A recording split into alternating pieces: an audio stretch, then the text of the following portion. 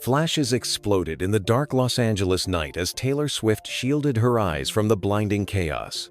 Paparazzi screamed her name, trapping her in the alley.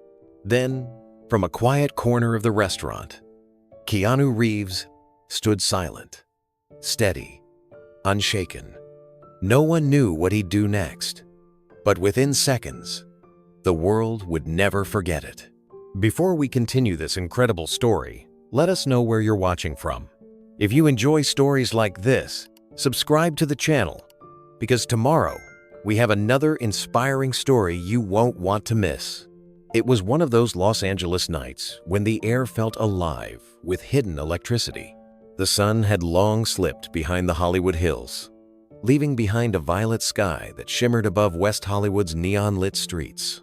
Cars drifted lazily along Melrose Avenue, music spilling faintly from passing convertibles. People laughed outside small restaurants, unaware that a quiet storm was about to unfold behind one of those doors. Inside, the Silver Maple, a high-end yet casual restaurant tucked between art galleries and designer boutiques, the mood was calm. Soft jazz filtered through the speakers, candles flickered on tables, and waiters glided silently between diners. The scent of seared salmon and fresh herbs filled the room. It was the kind of place where people came to disappear from the noise outside. At a corner table by the window sat Taylor Swift, wearing a light gray sweater and jeans, her hair loosely tied back. She looked exhausted, but content, laughing gently as her manager Abigail told a story about rehearsal mishaps earlier that day. They had just wrapped a long week of recording sessions and tour planning, and this dinner was supposed to be Taylor's small pocket of peace before another whirlwind of appearances. "Just one night without cameras," Taylor said softly, swirling her drink. "That's all I asked for." Abigail smiled, lowering her voice. "You earned it. Besides, this place is supposed to be quiet. No one's waiting for you here." But outside, in the shadows across the street, a handful of men adjusted their camera lenses. Their whispers floated in the cool night air. "She's inside," one muttered. "Wait for her to leave. We'll get the shot." Their faces glowed faintly under the streetlight, eyes alert like hunters waiting for movement. Meanwhile, a few tables away, another quiet figure had entered unnoticed. Keanu Reeves walked in with his friend, film director David Lemons. Dressed simply in dark jeans and a black blazer, Keanu's presence didn't command the room, it calmed it. The hostess recognized him, but said nothing, leading them to a booth toward the back. He nodded his thanks and took his seat, his posture easy, his voice low. They were there to discuss David's new independent project, a story about loss, redemption, and rebuilding faith in humanity. Keanu listened more than he spoke, occasionally glancing toward the window, thoughtful. He enjoyed nights like this, ordinary, unplanned, far removed from red carpets or interviews. "Do you ever miss the noise?" David asked, sipping his coffee. Keanu chuckled. "The noise misses me more than I miss it." They both laughed quietly, the sound blending into the hum of conversation around them. Across the room, Taylor smiled faintly, unaware that the man sitting only 20 feet away would soon change the course of her evening, and perhaps her view of the world outside her music. Outside, the paparazzi checked their cameras again, lenses glinting in the dark. The city pulsed with its usual rhythm, but there was something different tonight, something waiting to unfold. Neither Taylor Swift nor Keanu Reeves had any idea that their quiet dinners were about to collide in a moment that the whole world would remember.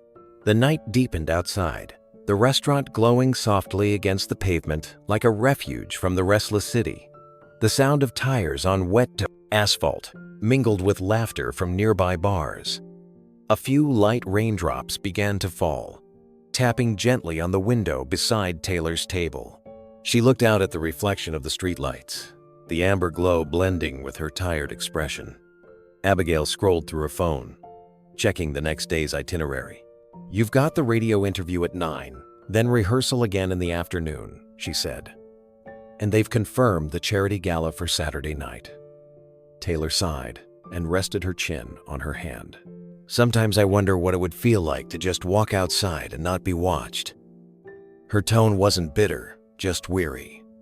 Honest. "You mean like a normal person?" Abigail smiled. "That would terrify your fans." Taylor laughed softly. "Maybe they'd forget me for a while." "That doesn't sound so bad." At the other side of the room, Keanu leaned back, his eyes distant, as David explained a scene about a man trying to find forgiveness in a broken world. The director gestured passionately, tracing invisible shapes in the air. "I want it to feel raw, human, like something that could happen in any diner or bar across America." Keanu nodded. "Then it has to start quiet. Real life doesn't announce its turning points." David smiled, impressed. "That's why I keep coming back to you, man. You see the world through silence." A waiter refilled their glasses, and Keanu thanked him with a small nod. He noticed movement through the frosted glass near the door, a group of figures loitering by the alley. It wasn't unusual in Hollywood, but something about the way they huddled close made him frown for a moment before turning back to his friend. The soft chime of a phone camera clicked somewhere near the bar. Taylor stiffened slightly. Abigail looked up, whispering, "It's okay. Probably someone taking a picture of their food." Taylor forced a smile, but her shoulders tensed. She knew that sound too well. The restaurant staff had noticed too. The hostess glanced discreetly toward the door, her smile professional but nervous. One of the kitchen staff whispered that someone outside had been asking questions, something about the pop star in the corner booth. Keanu felt the shift before anyone spoke it aloud. Years of navigating fame had sharpened his instincts to subtle changes in energy. The laughter around them grew quieter, the buzz of conversation fading under a faint tension. He didn't need to turn to know that curiosity was building in the room. At Taylor's table, Abigail lowered her voice. "We can slip out the back when we're done. No need to make a scene." Taylor nodded, pretending to focus on her meal, but her mind was elsewhere. The thought of facing another wall of flashing lights made her chest tighten. She took a slow breath, steadying herself, unaware that only a few tables away sat a man whose quiet nature had already prepared him for moments exactly like this.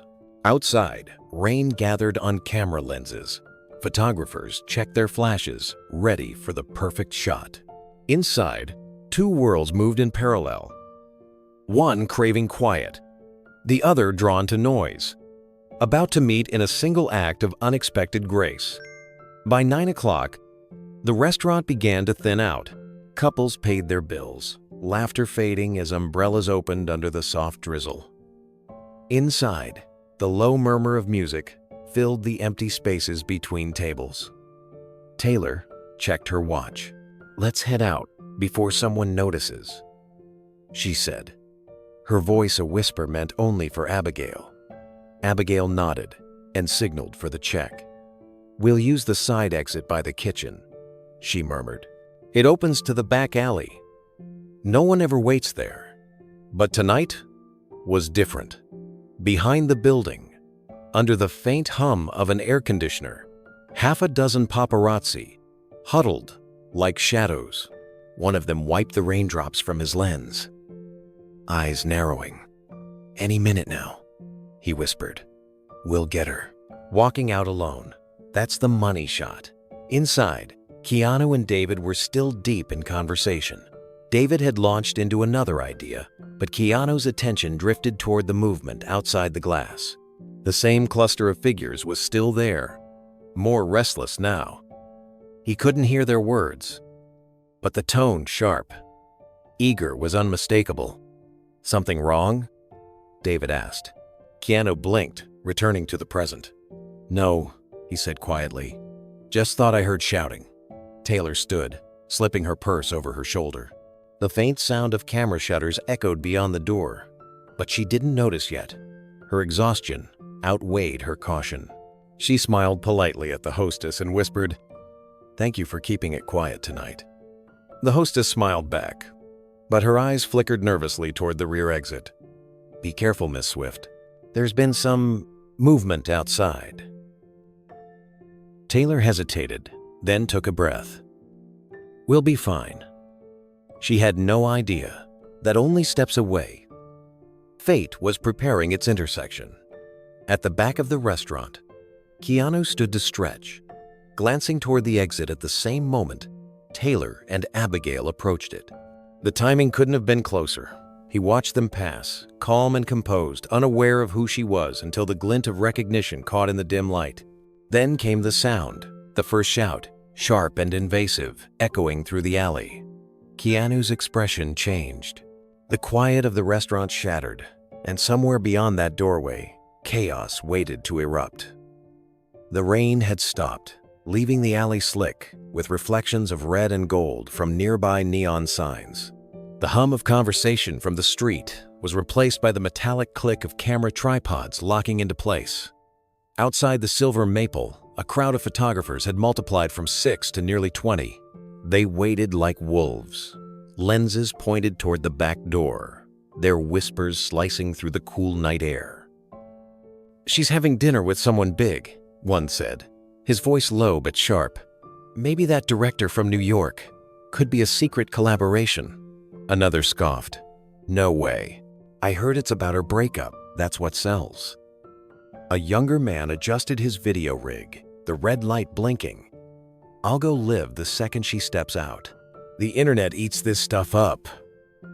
The alley, normally quiet, now pulsed with tension. A delivery truck slowed, its headlights cutting across the crowd. The sudden brightness made the photographers flinch, then raise their cameras again like soldiers reloading. One of them checked his watch. "It's almost 10. She'll leave soon." Inside, the warmth of the restaurant made the chaos outside feel like a different world. But the faint echo of voices began to creep through the walls, muffled but distinct. Taylor noticed it first. Her fork paused midair. "Do you hear that?" she asked softly. Abigail glanced toward the door, frowning. Probably just traffic. But the noise grew a hum, turning into shouts, laughter turning cruel. Keanu, sitting near the back, tilted his head slightly. The faint rhythm of flashing bulbs reached his ear, a sound he knew too well. His friend David kept talking, unaware. "So imagine the main character walks out of this cafe, and the crowd just swallows him whole. That's how I want the audience to feel." Keanu's eyes shifted toward the window. The frosted glass pulsed with light. "They already do," he murmured. David followed his gaze, chuckled. "Hollywood never sleeps, huh?" "Sometimes," Keanu said quietly. "It forgets how to wake up." At the front counter, the hostess received a whispered warning from the kitchen staff. "There's a crowd forming out back," one said nervously. "They're asking for Taylor Swift." The air inside changed. Conversations dimmed. The pianist's hands faltered slightly over the keys. Even without seeing them, everyone could sense the crowd outside growing louder, hungrier.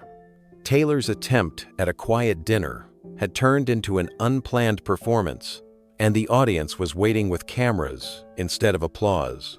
Taylor's expression tightened as the faint flashes flickered across the back wall of the restaurant. She could see the shadows of figures moving behind the frosted glass, shifting like restless shapes waiting to pounce. Her fingers curled around her napkin. "It's them again," she whispered. "I told the driver to wait, by the side street."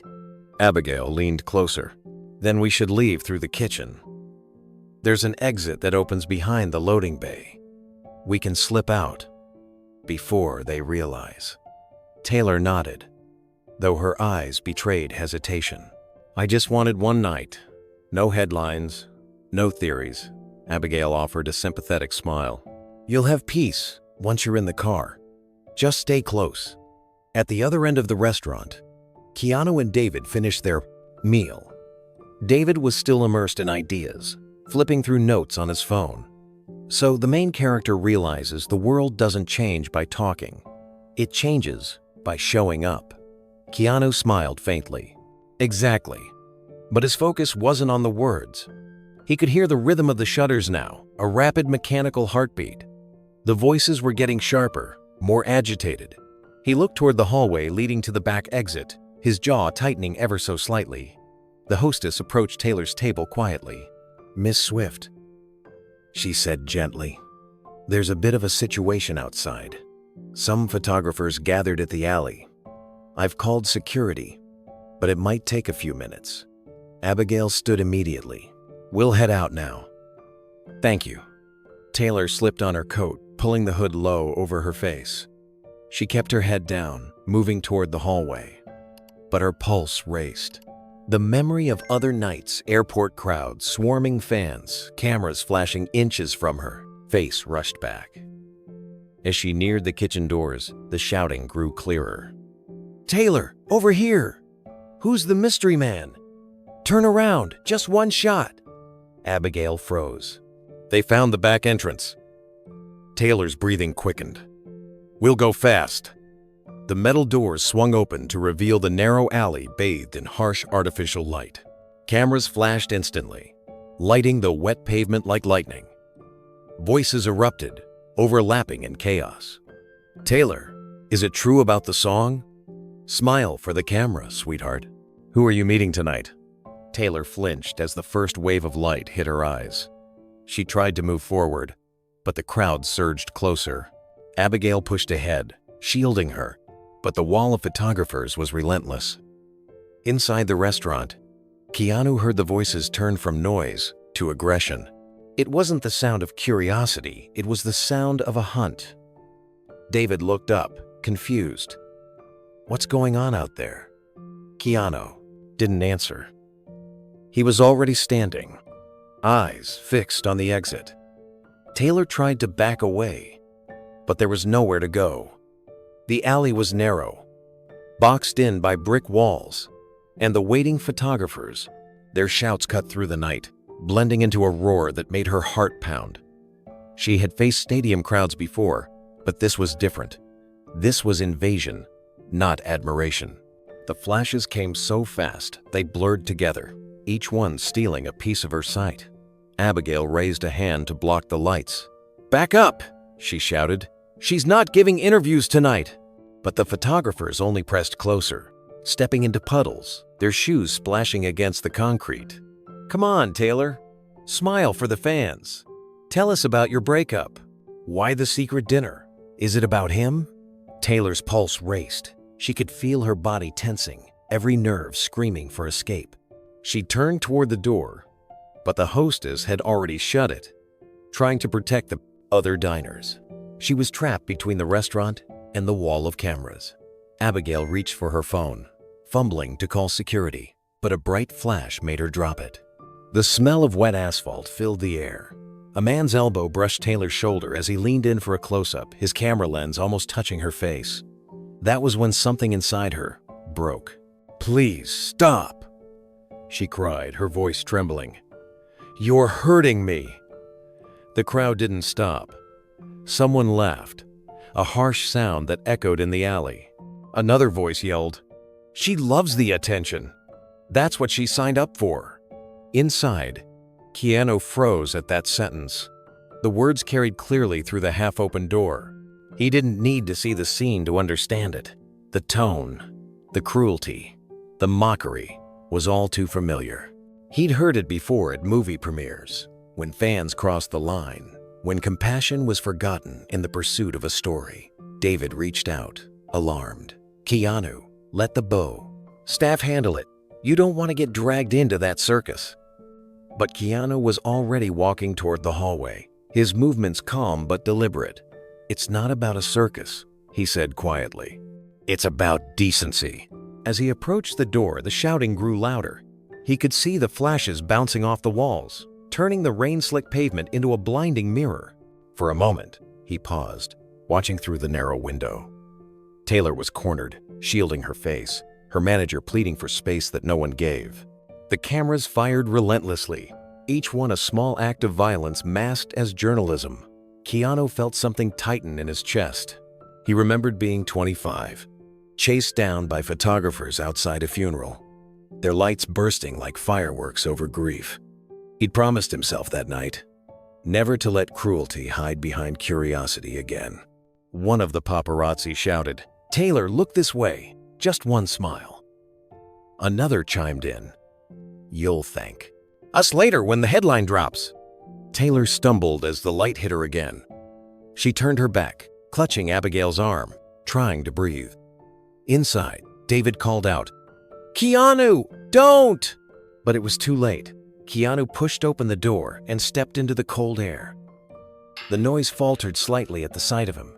For a split second, the photographers froze, unsure if they were seeing what they thought they were seeing. Then the first voice whispered, "Wait, is that Keanu Reeves?" The alley fell into stunned silence for half a heartbeat. Keanu stood still, his posture calm, his face unreadable beneath the dim light. He glanced once at Taylor, then toward the crowd. No words, no gestures, just presence. And somehow, that quiet presence carried more power than all the shouts combined. The air in the alley had turned electric, charged with flashes and shouting. The photographers had found new energy, their voices rising like a storm. What had started as chaos now carried a cruel rhythm. Questions were no longer questions, they were barbed hooks thrown to provoke. "Taylor, why'd he dump you again?" One voice sneered from the back. "Did he find someone younger?" Another shouted. Each word hit harder than the last. The laughter that followed cut through the noise like broken glass. Taylor froze, her breath catching in her throat. For years, she had trained herself to smile through gossip, to walk past headlines that tore her apart, but tonight something cracked. The flashbulbs painted her face in bursts of white light. Anger, fear, disbelief flickering between every frame. She raised her hand to shield her eyes, but the insults came faster. "Hey Taylor, sing us a breakup song. How does rejection taste tonight?" Abigail stepped forward, furious. "That's enough. Back off," she shouted, her voice trembling. The crowd ignored her. Someone laughed again, a harsh, mocking sound that only made things worse. Taylor's bodyguard was nowhere in sight. He had run to get the car when the first lights appeared. For now, it was just Taylor and Abigail against a wall of voices that refused to see them as people. Taylor tried to retreat toward the door, but her back met cold brick. There was no way out. Inside the restaurant, the noise had spilled into every corner. Diners turned in their seats, murmuring in discomfort. Through the narrow hallway, the shouting was unmistakable. Keanu's fork rested on the table untouched, his gaze fixed toward the door. David kept talking, oblivious for a moment. "Crazy, isn't it? Fame just eats people alive," David said. Keanu didn't respond. His jaw flexed slightly as another shout echoed through the wall. "Look at her, she's crying!" One of the photographers yelled, "Got your headline, boys!" Keanu pushed his chair back slowly. The scrape of wood against tile drew David's attention. "You're not thinking of going out there, are you?" he asked. Keanu stood, expression unreadable. "She doesn't deserve that," he said softly. David frowned, uncertain whether to follow. But Keanu's calm was unmistakable. It wasn't anger or impulse. It was resolve. He slipped his phone into his pocket, tossed a few bills onto the table, and started walking toward the back of the restaurant. Each step carried the same steady rhythm, deliberate and unhurried, like a man heading toward something he already understood. Keanu reached the hallway that led to the back door, the noise swelling with every step. He could see flashes through the narrow window, hear the desperate pleas in Taylor's voice. She was cornered, her manager powerless to push back the mob. The verbal barrage had turned vicious. "Taylor, is that another song about your ex? Do you even write your own lyrics anymore?" One voice yelled cruelly. "Smile, sweetheart, it's all you're good for." Taylor's lips parted as if to speak, but no sound came. Her throat tightened, the humiliation mixing with fear. She turned her face away, tears glimmering under the camera lights. The words didn't just sting, they stripped something away. Inside, Keanu paused at the door, listening. The sound reminded him of the old Hollywood days. He hated the kind that made fame feel like a punishment. He could feel the old bitterness rising again. memories of friends who had left the business because of the same cruelty. David caught up behind him. "You don't owe her anything, Keanu," he said. "You step out there, and they'll turn on you too." Keanu didn't turn around. "That's not the point," he said quietly. He looked once more through the glass, his gaze steady.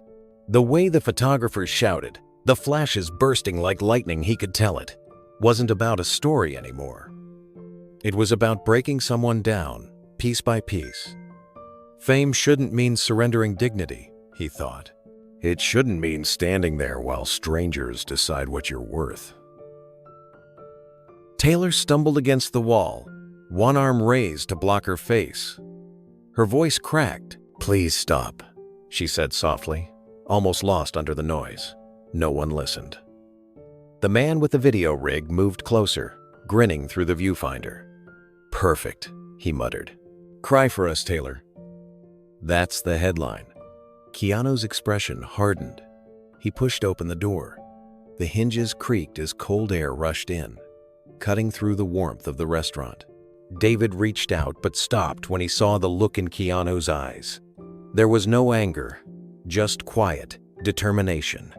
Outside, the light hit him instantly, but he didn't flinch. The shouting faltered for half a second as a few photographers realized who had stepped into their frame. The crowd's energy shifted, uncertain. Taylor looked up, startled, as a new silhouette appeared between her and the wall of cameras. He moved slowly, like someone who had all the time in the world. And though he hadn't spoken a single word, everyone instinctively knew that something had changed. The alley went still for the first time all night. The only sound was the drip of rainwater from a fire escape. Then the murmurs began quiet at first, spreading through the cluster of photographers as they recognized him. "That's Keanu Reeves." "No way. What's he doing here?" Keanu didn't answer. He took a step forward, the soles of his boots echoing softly against the wet pavement. His calm was disarming, almost unreal in the frenzy. He didn't raise his voice or gesture for attention. He simply looked at them one by one, with that steady, grounded gaze that seemed to pierce through the noise. Taylor's breath caught. For a moment, the crowd's cruelty paused, their words dissolving into uncertainty. Keanu's presence shifted the air, like a sudden drop in temperature before a storm. Without a single command, he created order. The man with the video rig lowered his camera slightly. Another tried to keep filming, but his voice faltered. Keanu, this isn't about you, man," he said. Keanu didn't respond. His eyes flicked toward Taylor, who stood frozen beside the wall, her hair damp from the mist. She met his gaze, her fear giving way to surprise, then relief. He stepped closer until he stood between her and the circle of cameras. The light from their flashes bounced off his shoulders, outlining him like a silent barrier. Taylor exhaled, her shaking hands falling slowly to her sides. Behind them, Abigail whispered, "Is that really him?" Taylor nodded, her voice barely audible. "Yeah, it's him." The lead photographer tried to regain control of the situation. "Come on, Keanu. We're just doing our job," he said, half defensive, half nervous. Keanu's voice came low, steady. "Then do it without cruelty." That was all he said. 5 words, measured and quiet, but they landed like a stone in still water. The ripples spread instantly through the group. For the first time, shame touched their faces. Some lowered their cameras, others stepped back. Inside, through the restaurant windows, diners had gathered near the glass, watching the scene unfold in disbelief. David stood in the doorway, his expression shifting from worry to awe. He whispered to himself, "He really did it." Keanu didn't linger on the men in front of him. He turned to Taylor. "Your car's coming?" he asked gently. She nodded, still catching her breath. "Yes. Any second." He glanced toward the end of the alley where headlights appeared, cutting through the mist. Then, without another word, he extended his hand toward her not as a gesture of celebrity, but of reassurance. Taylor hesitated, then took it. The crowd parted, instinctively, as they began to walk toward the waiting car. The sound of cameras clicking returned, but softer, now less of an attack, more of a witness. As they reached the car, Keanu opened the door and stepped aside, shielding her from one last flash of light. She slipped inside, looking back at him with eyes that said everything words could not. Gratitude. Safety. Peace. The door closed quietly, the noise fading behind the hum of the idling engine. Taylor's car pulled away, taillights glowing red against the wet pavement. Keanu stood alone for a moment. The alley once again still. The photographers lingered, unsure whether to follow or apologize. He didn't look back at them. He just let the silence speak. Then, slowly, he turned and walked toward the door of the restaurant, his reflection trailing behind him in the puddles. Taylor pressed her back against the cold brick wall, trembling, trying to regain her breath. Her heart hammered in her chest as the alley closed in on her, like a shrinking box. The cameras fired relentlessly, white flashes cutting through the darkness. Each burst left a spot of blindness in her eyes, and every shout felt heavier than the one before. "Taylor, look this way. Why are you hiding? Come on, one smile for the fans." She didn't respond. Her lips quivered as she tried to lift her hood higher, but her hands were shaking too badly. The noise rose and fell like a violent tide, the crowd feeding on its own chaos. Abigail's voice broke through faintly beside her. "Just stay close. The car's almost here." But Taylor didn't see headlights. She saw only faces blurred, cruel, unrelenting. Then, for reasons no one could explain, the shouting softened. It wasn't silence, not yet, but the energy changed. The crowd's attention shifted, their cameras hesitating mid-flash. Heads turned toward the restaurant door where a single figure had appeared, silhouetted by the amber light spilling from inside. Keanu Reeves stood still in the doorway, his frame outlined against the glow. His hands were at his sides, calm and steady. The photographers froze, as if caught doing something they shouldn't. The noise faltered, replaced by a strange hush. One of the younger men lowered his camera and whispered, "Is that Keanu Reeves?"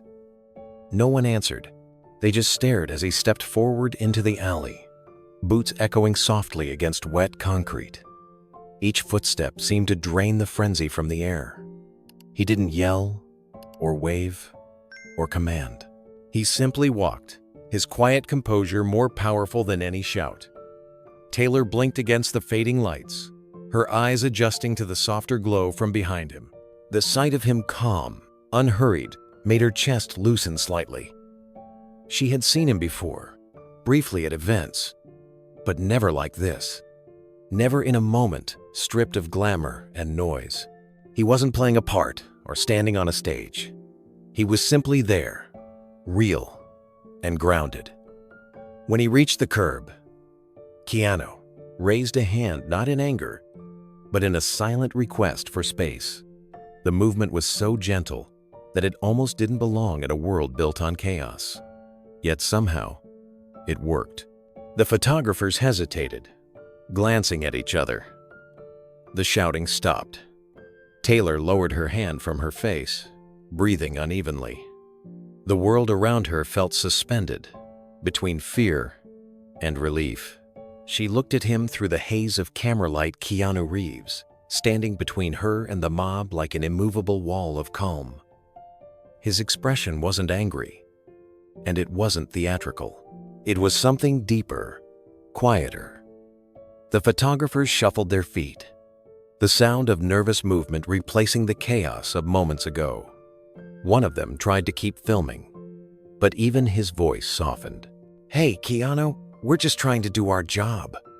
Keanu didn't react to the excuse. He didn't even look at the man who said it. His gaze stayed level, focused on Taylor. The light from behind caught the edges of his face wet. Hair, calm eyes, the faint lines of patience and understanding carved into them by years of experience. He took one more step forward until he stood just a few feet away from her. Taylor's throat tightened. For a second, she couldn't speak. She started, then stopped. Her voice was too faint to compete with the rain beginning to fall again. Keanu tilted his head slightly, his tone low and measured. "It's okay. Let's get you out of here." She nodded, the words washing over her like shelter.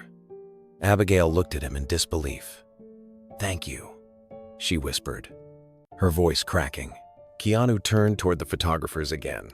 "Give her room," he said simply. It wasn't a demand, it was a statement of fact, an expectation of decency. The quiet authority in his tone didn't invite argument. A few of them backed up, muttering under their breath. One lowered his camera completely, guilt crossing his face. The tension that had poisoned the alley began to dissolve. Keanu took off his jacket, lifting it slightly as a barrier between Taylor and the flashes that dared to continue. He didn't rush her. He just stood beside her, letting his silence carry more weight than any confrontation could. Taylor exhaled shakily, a single tear cutting through the faint streaks of rain on her cheek. The simple act of standing next to him, of not having to fight alone, felt like the first breath of peace she'd had all night. Behind them, David had stepped into the doorway, watching in quiet awe. He'd seen Keanu calm, aggressive interviewers, diffuse fans in crowded airports, and walk away from provocation with grace. But this was different. This was raw, unfiltered compassion in motion. Keanu glanced once toward the end of the alley. "Your car should be here soon," he said, keeping his voice low so only she could hear. "Stay close." Taylor nodded again, still trembling but steadying under his presence. The flashes had slowed to an occasional flicker. Now, their power broken by something as simple as respect. A gust of wind swept through the alley, scattering the last remnants of cigarette smoke and whispered gossip. Taylor pulled her hood a little tighter, but for the first time since the chaos began, she didn't feel cornered. The presence beside her grounded everything. Keanu didn't speak again, but he didn't have to. His quiet watchfulness carried more comfort than a dozen bodyguards could have offered. One of the photographers, clearly torn between his job and his conscience, finally lowered his camera completely. "We didn't mean to scare her," he muttered.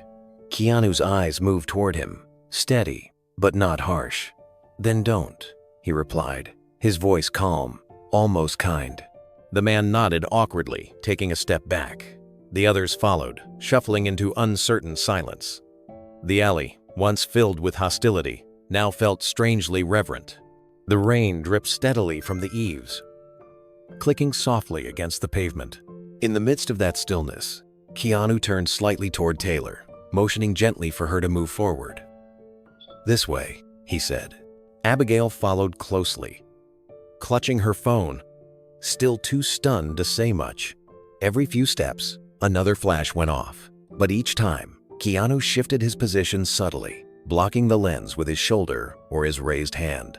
He never touched or pushed anyone, but his calm defiance sent a stronger message than aggression ever could. Taylor moved beside him, her pace slow, her heartbeat beginning to steady. The moment felt almost unreal how easily one person's presence had reshaped the entire atmosphere. She glanced at him once, really seeing him now in the dim light, and whispered, "Why did you help me?" Keanu met her gaze briefly, before looking ahead again. "Because no one else did," he said simply. His words carried no judgment, only truth. At the end of the alley, headlights finally appeared. Her car at last, splashing through the puddles, engine humming low. The driver jumped out quickly, holding the door open. Keanu walked her the last few feet, still shielding her from the stray flashes that lingered behind. Taylor stopped before stepping into the car. She looked up at him, eyes glassy but composed. "Thank you," she said quietly. "I won't forget this." He offered a faint, reassuring smile. "Get home safe," he replied. She slipped into the back seat, the door closing softly behind her. As the car began to pull away, she turned in her seat, catching one last glimpse of him in the rear window. He stood there in the glow of the restaurant's light, rain glistening on his hair, his hands still raised slightly half-wave, half-silent farewell. The cameras stayed down. No one shouted anymore. The sound that replaced them was almost peaceful, the slow hum of the departing car, the sigh of rain on pavement, and the steady rhythm of Keanu's footsteps as he turned back toward the restaurant. Inside, David waited by the table, shaking his head in disbelief as Keanu returned. "You always find a way to turn madness into silence," he said softly. Keanu just shrugged. Sometimes people need a reminder that kindness doesn't have to be loud. He sat down again, picking up his untouched cup of tea. Outside, the alley remained quiet, the echoes of chaos fading into memory. But for those who had witnessed it, that single moment, the stillness, the decency, the unspoken grace would not fade at all. The rain began to fall harder now, fine mist turning to a steady drizzle that shimmered under the alley's weak light. Taylor hesitated by the curb, her driver standing beside the open car door. But the cameras hadn't vanished completely. A few photographers lingered at a distance, still hoping for one last shot, one more headline. Keanu stepped forward before any of them could react. Without a word, he placed himself directly between Taylor and the flashes. His movement was slow, deliberate, but it carried an authority that couldn't be ignored. He lifted one hand, palm outward, a simple gesture that stopped the world around him. The glow of the bulbs caught the droplet sliding down his sleeve, outlining his raised hand, like a silent command for peace. No one dared shout this time. The stillness was absolute, broken only by the soft patter of rain and the faint hum of the car engine. The air, moments ago sharp with tension, softened as if even the night itself was exhaling. Taylor watched him, frozen in quiet awe. He wasn't protecting her like a bodyguard, or confronting the photographers like a celebrity defending pride. His stance was gentle, human, and deeply unshakable. That was what made it powerful. One of the photographers lowered his camera slightly. Another followed, uncertain but moved by something he couldn't quite name. The frenzy that had defined their work seconds ago now felt small, inappropriate in front of that calm defiance. Keanu's hand remained steady. His expression was unreadable, neither stern nor angry, just quietly resolute. The light behind him glowed faintly, framing him in a pale halo against the rain. Taylor swallowed hard, realizing she was still trembling. She stepped closer, her voice a fragile whisper. "Thank you," she said, but he didn't answer yet. He simply tilted his head toward the car, a wordless invitation to safety. The driver opened the door wider, the sound of rain tapping against the roof. Taylor moved forward, her shoes splashing lightly through puddles. She paused for a moment, glancing back at Keanu, unsure if leaving him in that tense silence was right. But his slight nod told her to go. She slipped into the back seat, her breathing unsteady but calmer. The car door stood open, rain dripping along its edge.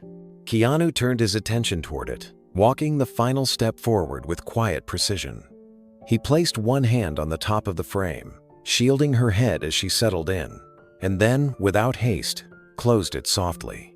The sound of the latch clicking shut felt like an ending to something that had spiraled out of control. The door closed with a muted thud, followed by the hush of rain striking the roof of the car. For a moment, everything around them stopped moving. The photographers stood in a loose semicircle, their cameras heavy in their hands, their earlier excitement replaced by an uneasy quiet. Keanu stayed still beside the car, his palm resting briefly on the roof. He didn't glare or scold, but when his eyes lifted to meet the faces before him, the message was clear. The disappointment in his gaze was more powerful than anger could ever be. It wasn't theatrical, it was human. The man in front, the one who had shouted the cruelest questions earlier, found himself looking away first. His fingers twitched over the shutter button but never pressed it. Around him, others followed his lead, slowly lowering their cameras. The sound of mechanical shutters died one by one, replaced by the rhythmic tapping of rain. Keanu took a slow step back, his jacket soaked through, his hair slicked to his temples. The quiet around him felt fragile, sacred. He glanced through the car window to be sure Taylor was safe. Inside, she sat motionless, her hands clasped in her lap, watching him through the glass. Their eyes met briefly hers, full of gratitude, his calm but steady, a silent reassurance that everything was all right now. The driver, still uncertain, started the engine but waited for Keanu's signal. Keanu gave a faint nod, stepping back just enough to allow the car room to move. The tires splashed softly through the puddles as it began to roll forward. Someone from the group tried to speak, maybe to apologize, but stopped halfway. There was nothing to say that wouldn't sound hollow in that moment. The power of silence belonged entirely to him. Now, Keanu's presence had taken something noisy and cruel and turned it into something still and reflective. He turned once more toward the small crowd, rain dripping down the bridge of his nose. His expression softened, almost weary, but his eyes held their composure. The alley light flickered above him, casting long shadows that stretched toward the retreating car. The driver steered onto the main road, headlights fading into the distance. Taylor pressed her forehead lightly against the window, watching as Keanu's figure grew smaller behind them. She saw him standing, there unmoved, unarmed, yet undeniably powerful. She whispered something to herself that even Abigail couldn't hear, a small prayer of thanks for the stranger who had reminded her what grace looked like. Back in the alley, Keanu exhaled, his breath visible in the cold. The chaos had ended without confrontation, without noise. Only respect lingered now, hovering in the damp night air. Keanu stood in the alley for a long moment after the car disappeared around the corner. The rain eased into a drizzle again, washing away the last traces of the frenzy. The silence that followed wasn't empty. It was heavy, as if the city itself were reflecting on what had just happened. He ran a hand through his wet hair, then lowered it, letting the water drip freely down his sleeve. A few of the photographers remained, their faces awkward, unsure how to act now that the storm they had created had ended. The younger one, with the live streaming rig, took a cautious step forward, his voice quieter than before. "Hey, we didn't mean for it to go that far," he said. Keanu looked at him for a moment, expression unreadable. His voice, when it came, was calm and even. "Then remember that next time," he said simply. The young man nodded, swallowing hard, then packed up his camera without another word. Another photographer, an older man with a soaked denim jacket, lowered his head slightly. "You know, Reeves, the world doesn't stop for kindness anymore. Feels like people just forgot how to be decent." Keanu gave a faint half-smile. "Then maybe it's time to remind them." The man stared at him, words caught in his throat. Eventually, he just nodded, ashamed, and walked away. One by one, the rest followed, their equipment tucked under their jackets, their laughter replaced by silence. Soon, only the soft hiss of rain remained. Keanu exhaled slowly and turned back toward the restaurant. His steps were unhurried, steady, the way they had been when he walked into the alley. David stood waiting in the doorway, holding 2 napkins in one hand and an expression somewhere between admiration and disbelief. "You could have let it go," David said as Keanu approached. "But I guess that's not really you, is it?" Keanu took the napkin with a quiet nod, wiping the rain from his face. "It's never about letting it go," he said. "It's about not letting it spread." They walked back inside together. The warmth of the silver maple wrapped around them instantly, candles flickering against the fogged windows. The diners who had witnessed the scene gave small, respectful nods. No one clapped, no one whispered. They simply watched, understanding that some acts don't need applause, they just need to be remembered. David sat back down, shaking his head with a small grin. "You realize someone probably caught that on camera, right? It'll be all over the internet by morning." Keanu shrugged, his tone light. "Then maybe for once, the right thing will go viral." He glanced out the window one last time. The alley was empty now, just rainwater running toward the gutter, carrying away footprints and flashbulb residue. Somewhere out there, Taylor was heading home, safe and unseen. That was enough. David raised his glass slightly. "To decency," he said. Keanu gave a quiet smile and lifted his own. "To silence," he replied. They drank without another word. The rain continued to fall, and somewhere beyond the city lights, the world turned a little softer, though no one could quite explain why. The restaurant had returned to its quiet rhythm, but something about the air felt different, lighter, calmer, as though everyone inside understood they had just witnessed something rare. Keanu walked back to his table, his clothes damp from the rain, his expression composed. The sound of conversation had faded to a hush as he passed, yet no one dared approach him. They didn't need to. The quiet said everything. David was waiting with a smirk, leaning back in his chair as Keanu sat down. "You always end up saving someone," he said softly, half teasing, half proud. Keanu reached for his glass of water, the faintest smile playing at the corner of his mouth. "She didn't deserve that," he replied simply. David shook his head in disbelief. "You realize that looked like a scene from one of your movies, right?" Keanu chuckled once under his breath. Except no one yelled cut. They sat in silence for a moment, listening to the faint jazz playing in the background. Outside, the rain continued to fall, washing the alley clean. Through the fogged window, the glow of streetlights flickered across the wet pavement. Keanu stared at it absently, his thoughts far from the restaurant. "She'll be fine," David said after a moment, his tone sincere. "You did the right thing." Keanu nodded slowly. "The right thing shouldn't need applause," he said. "It should just be normal." David didn't answer. He just studied his friend for a moment, seeing that familiar mix of sadness and grace behind Keanu's calm exterior. He knew that tone, the voice of someone who had seen too much noise in a world that had forgotten how to listen. Meanwhile, outside the restaurant, the remnants of the paparazzi lingered under the awning, watching the rain soak the ground where they had stood moments earlier. A few scrolled through their cameras, replaying what they had captured. The frames weren't the usual tabloid gold. There were no tears, no anger, no scandal. Instead, they had recorded something else entirely. Decency. One photographer shook his head, muttering, "What are we supposed to do with this? It's not even gossip."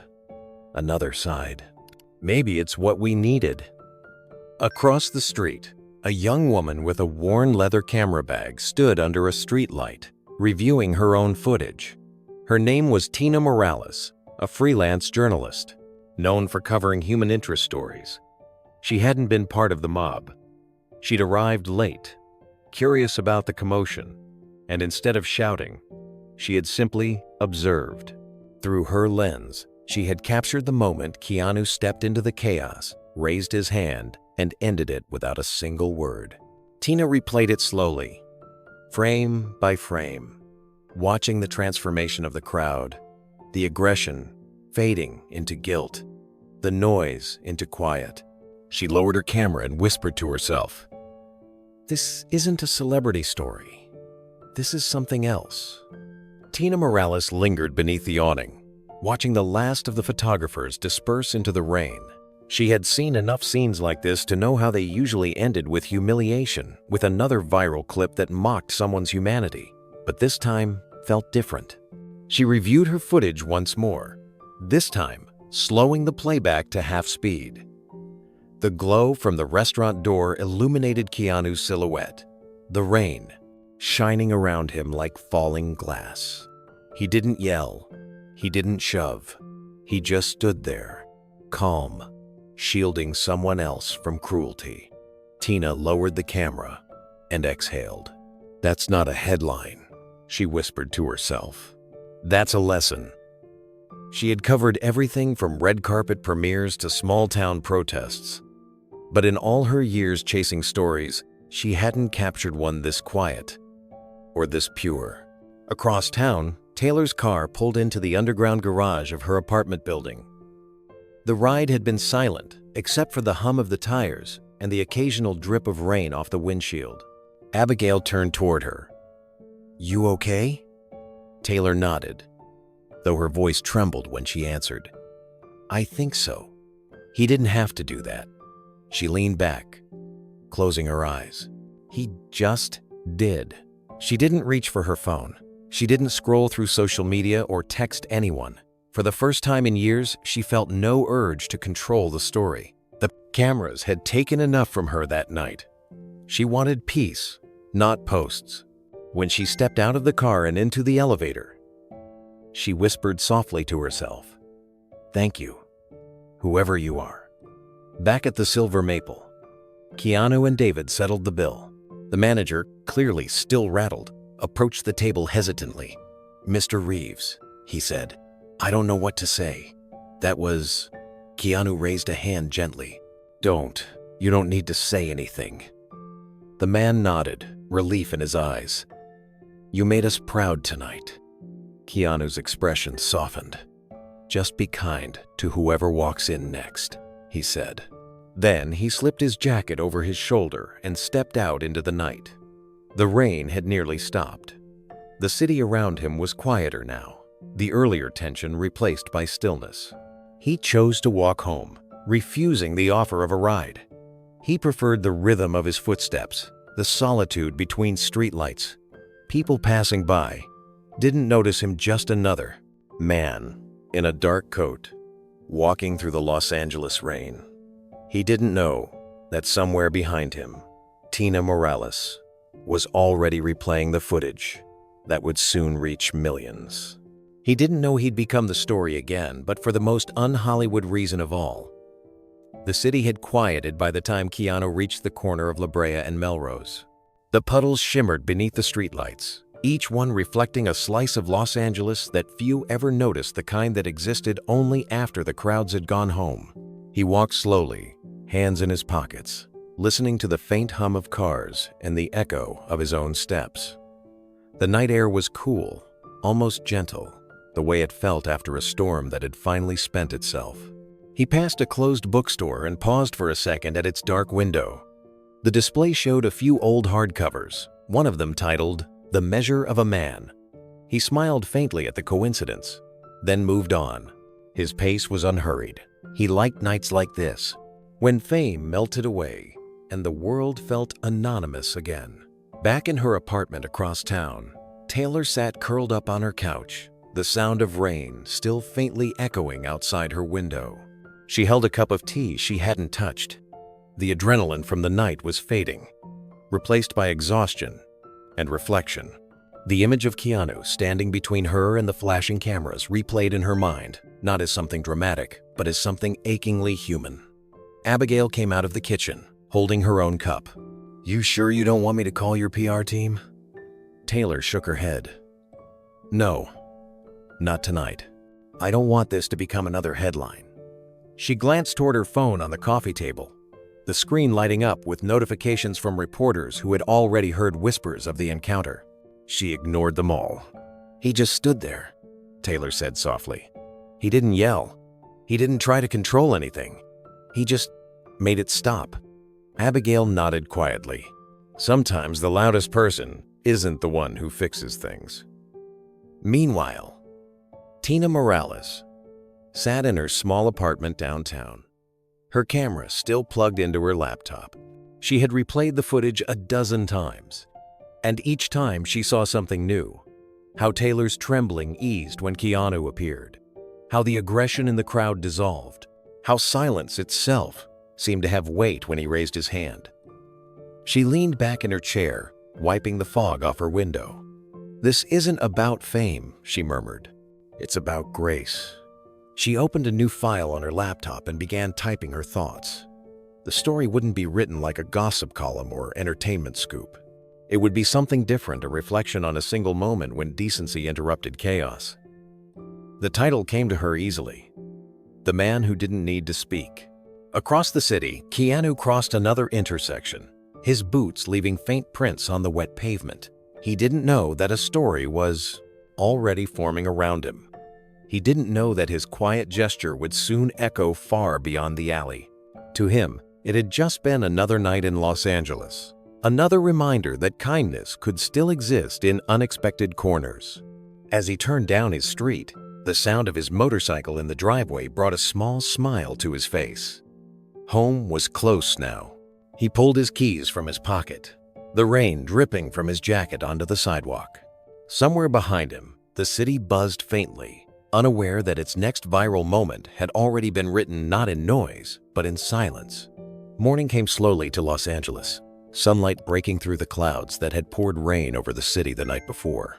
The streets glistened with reflections of palm trees and billboards, and the world began to move again, unaware that something extraordinary had already begun to unfold online.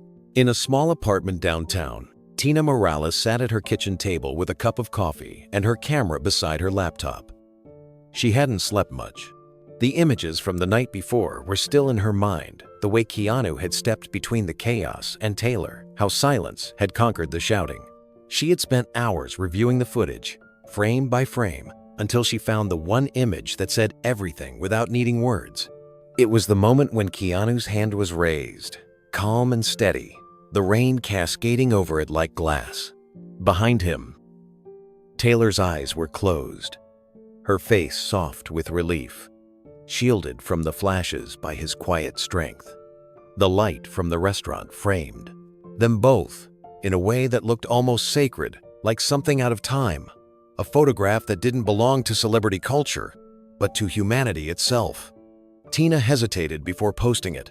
She wasn't sure how the world would interpret it. Too often, moments like this got twisted, exaggerated, or reduced to memes. But something inside her said it needed to be seen not for clicks, but for what it represented. She opened her social account and uploaded the photo with a simple caption, "Kindness doesn't need a microphone."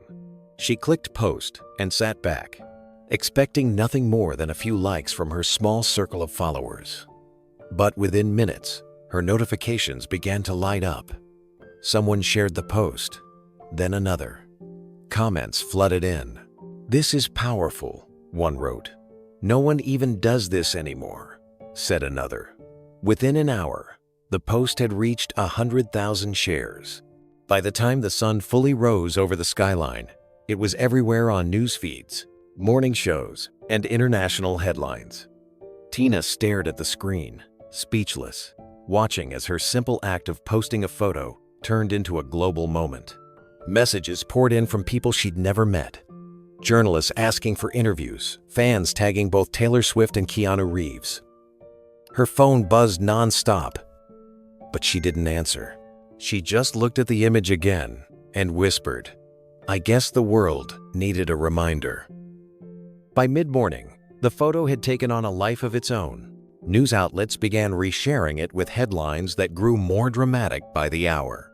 Keanu Reeves protects Taylor Swift from paparazzi frenzy. The gentleman Hollywood forgot.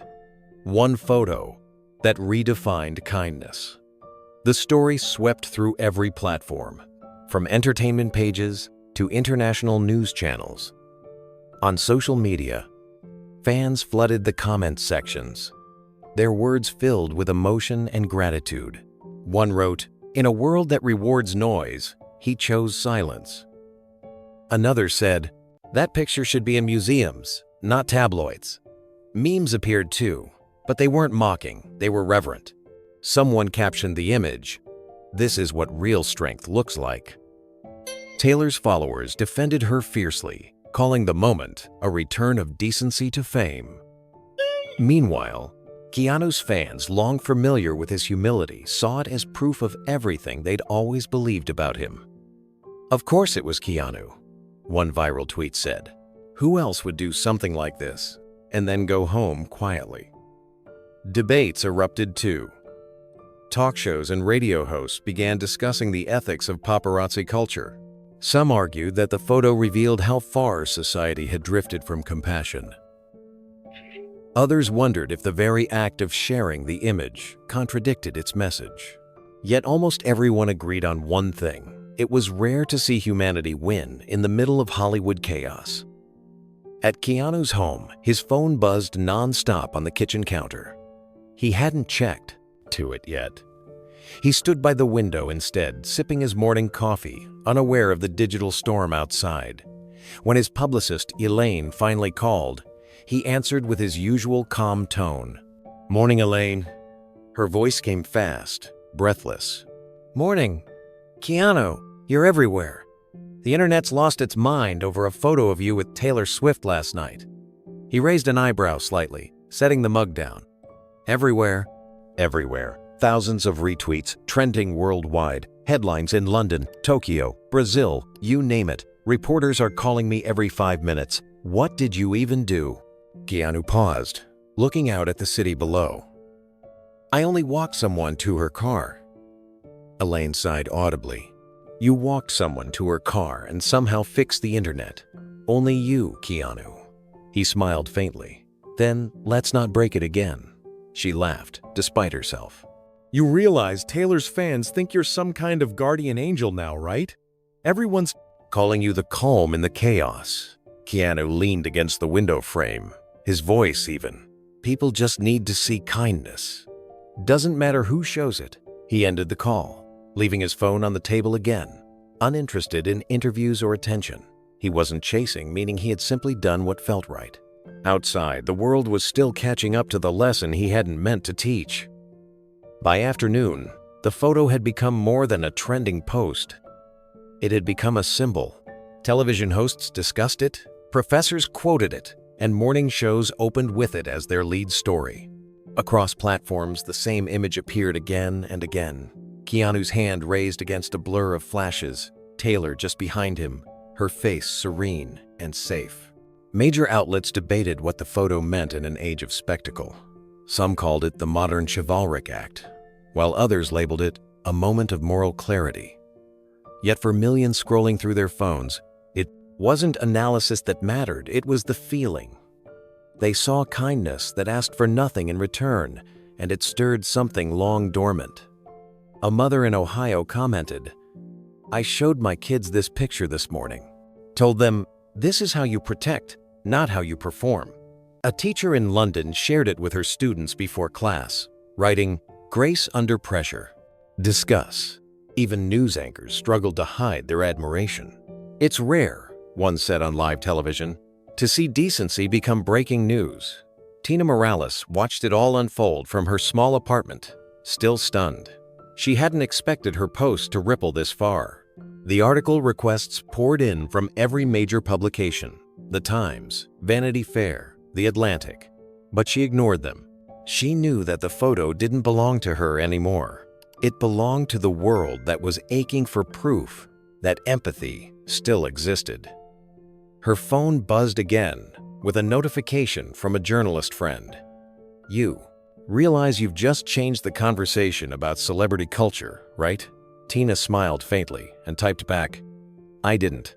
He did." Meanwhile, in another part of Los Angeles, Keanu stepped outside his home for a walk. The day had turned bright, the city glistening under sunlight. He wore a simple gray hoodie and faded jeans, trying to blend into the morning crowd. He didn't need to check his phone to know what had happened. Strangers' glances told him enough. Some smiled quietly in recognition. Others whispered to one another. A woman walking her dog stopped him gently. "Mr. Reeves," she said, her voice hesitant. "I saw that picture. Thank you for reminding us that kindness still matters." He smiled warmly. "It always does," he said, then continued down the block without another word. Back at Taylor's apartment, Abigail entered the room with a tablet in hand. "You're not going to believe this," she said, scrolling through the headlines. Taylor looked up from her notebook, curious but cautious. "What now?" Abigail turned the screen toward her. "The picture. It's everywhere. People are calling it the hand of kindness." Taylor took the tablet and stared at the image, the one Tina had posted. For a long time, she said nothing. Then she smiled softly, setting the device aside. "I'm glad people saw it," she said quietly. But what they saw wasn't a story, it was a moment. A real one. She walked to the window, the city sprawling beneath her. He didn't say a word, she murmured. And somehow, that spoke louder than all the noise in the world. Outside, the sun began to set, streaking the sky in gold. Across the globe, millions of people still shared the photo, each time adding their own reflection, their own hope. And while the internet buzzed with meaning and admiration, Keanu Reeves, unaware of the scale of it all, just kept walking home under the warm California light. Content, decency for once, had made the news. By the next morning, the story had reached a point where it no longer belonged to the tabloids or the gossip blogs. It had become something bigger. People weren't talking about fame anymore. They were talking about behavior, about grace, about how one person's quiet action could change the tone of a whole culture overnight. Taylor Swift had watched it all unfold from her apartment, her phone lighting up with endless messages, tags, and articles. Abigail sat across from her, coffee in hand, scrolling through the flood of mentions. "They're calling it the chivalry comeback," she said with disbelief. You'd think the world just discovered basic kindness. Taylor managed a small smile. Maybe it did. She set her phone down, staring out the window at the hazy Los Angeles skyline. The photo of Keanu had been shared everywhere, but she hadn't said a single word publicly. For once, she didn't want to rush to control the calm narrative. She wanted to feel what had happened, to let it breathe before defining it. Her phone buzzed again, a notification from one of the major entertainment outlets. Keanu Reeves's quiet act of heroism inspires millions. Taylor exhaled slowly. He didn't try to inspire anyone, she murmured. He just did the right thing. She opened her X account and stared at the blank post box for a long time. For someone who had built her career on words, finding the right ones now felt impossible. Everything she thought of sounded too polished, too performative. None of it captured what she'd felt when he stepped in front of her. The relief, the disbelief, the silent safety. Finally, she typed a single sentence. Keanu didn't say a word, he just acted. "I've never felt so protected." She read it twice, her finger hovering over post. It wasn't strategic. It wasn't clever. It was simply true. She pressed send. Within minutes, the reaction was immediate. The post spread faster than she could refresh the page. Comments poured in from every corner of the world. Fans, actors, journalists, even politicians. Within an hour, it had surpassed 1 million likes. By noon, it had crossed 10. People weren't just reacting to the story. They were responding to the longing behind it, the yearning for a world where decency didn't have to be rare. News anchors read the post live on air. Late-night hosts opened their monologues with playful admiration. "Chivalry isn't dead," one joked. "It's just been waiting for Keanu Reeves to bring it back." But beneath the jokes, the admiration was real. People were tired of cruelty being celebrated. They wanted proof that quiet courage still mattered, and Taylor's words had given them that proof. By afternoon, Taylor's post had eclipsed anything she had ever written online. The number of likes and shares grew by the second, and major outlets were quoting her single sentence, like scripture. Keanu didn't say a word, he just acted. It wasn't just a quote anymore. It was a statement about how the world longed for quiet strength in a time of noise. Her publicist called in disbelief. "Taylor, this is everywhere. CNN, BBC, The Guardian, they're all running your post. You might have just rewritten how people talk about fame." Taylor sighed softly. "I wasn't trying to start anything. I just said what I felt." "That's exactly why it worked," the publicist replied. "You were honest. And he was honest. People are starving for that." Later that evening, Taylor sat in her living room with the lights dimmed, scrolling through the responses. Some of them made her smile, others brought tears. A fan from Texas wrote, "Thank you for reminding us that not every hero wears a cape." Some just raise a hand. Another comment from Japan said, This photo will be remembered like Audrey Hepburn. Moments pure, timeless, kind. But what moved her most were the quiet messages, people sharing stories of strangers who had helped them without recognition. It was as if her post had unlocked something collective, a hunger to remember the goodness that still existed behind all the noise of the world. She set her phone down and sat back, closing her eyes. In her mind, she replayed the moment again, the shouting, the rain, and then his calm figure stepping through the chaos. He hadn't said a single thing to her before he acted, and even afterward, his words were few. But in those few words, "It's okay. Let's get you out of here," there was something steady, something deeply grounding. She realized she'd spent so much of her life being looked at, interpreted, and analyzed, that she had forgotten what it felt like to simply be helped, not because of who she was, but because she was someone in need. That was the part that lingered. The media analysts on the morning shows were saying the same thing in more complicated ways. One commentator on a culture segment put it perfectly. Keanu Reeves just demonstrated old Hollywood decency, the kind that existed before self-promotion, replaced sincerity. What Taylor Swift's post reminds us of is that true chivalry doesn't announce itself, it just acts. Taylor watched the clip in silence.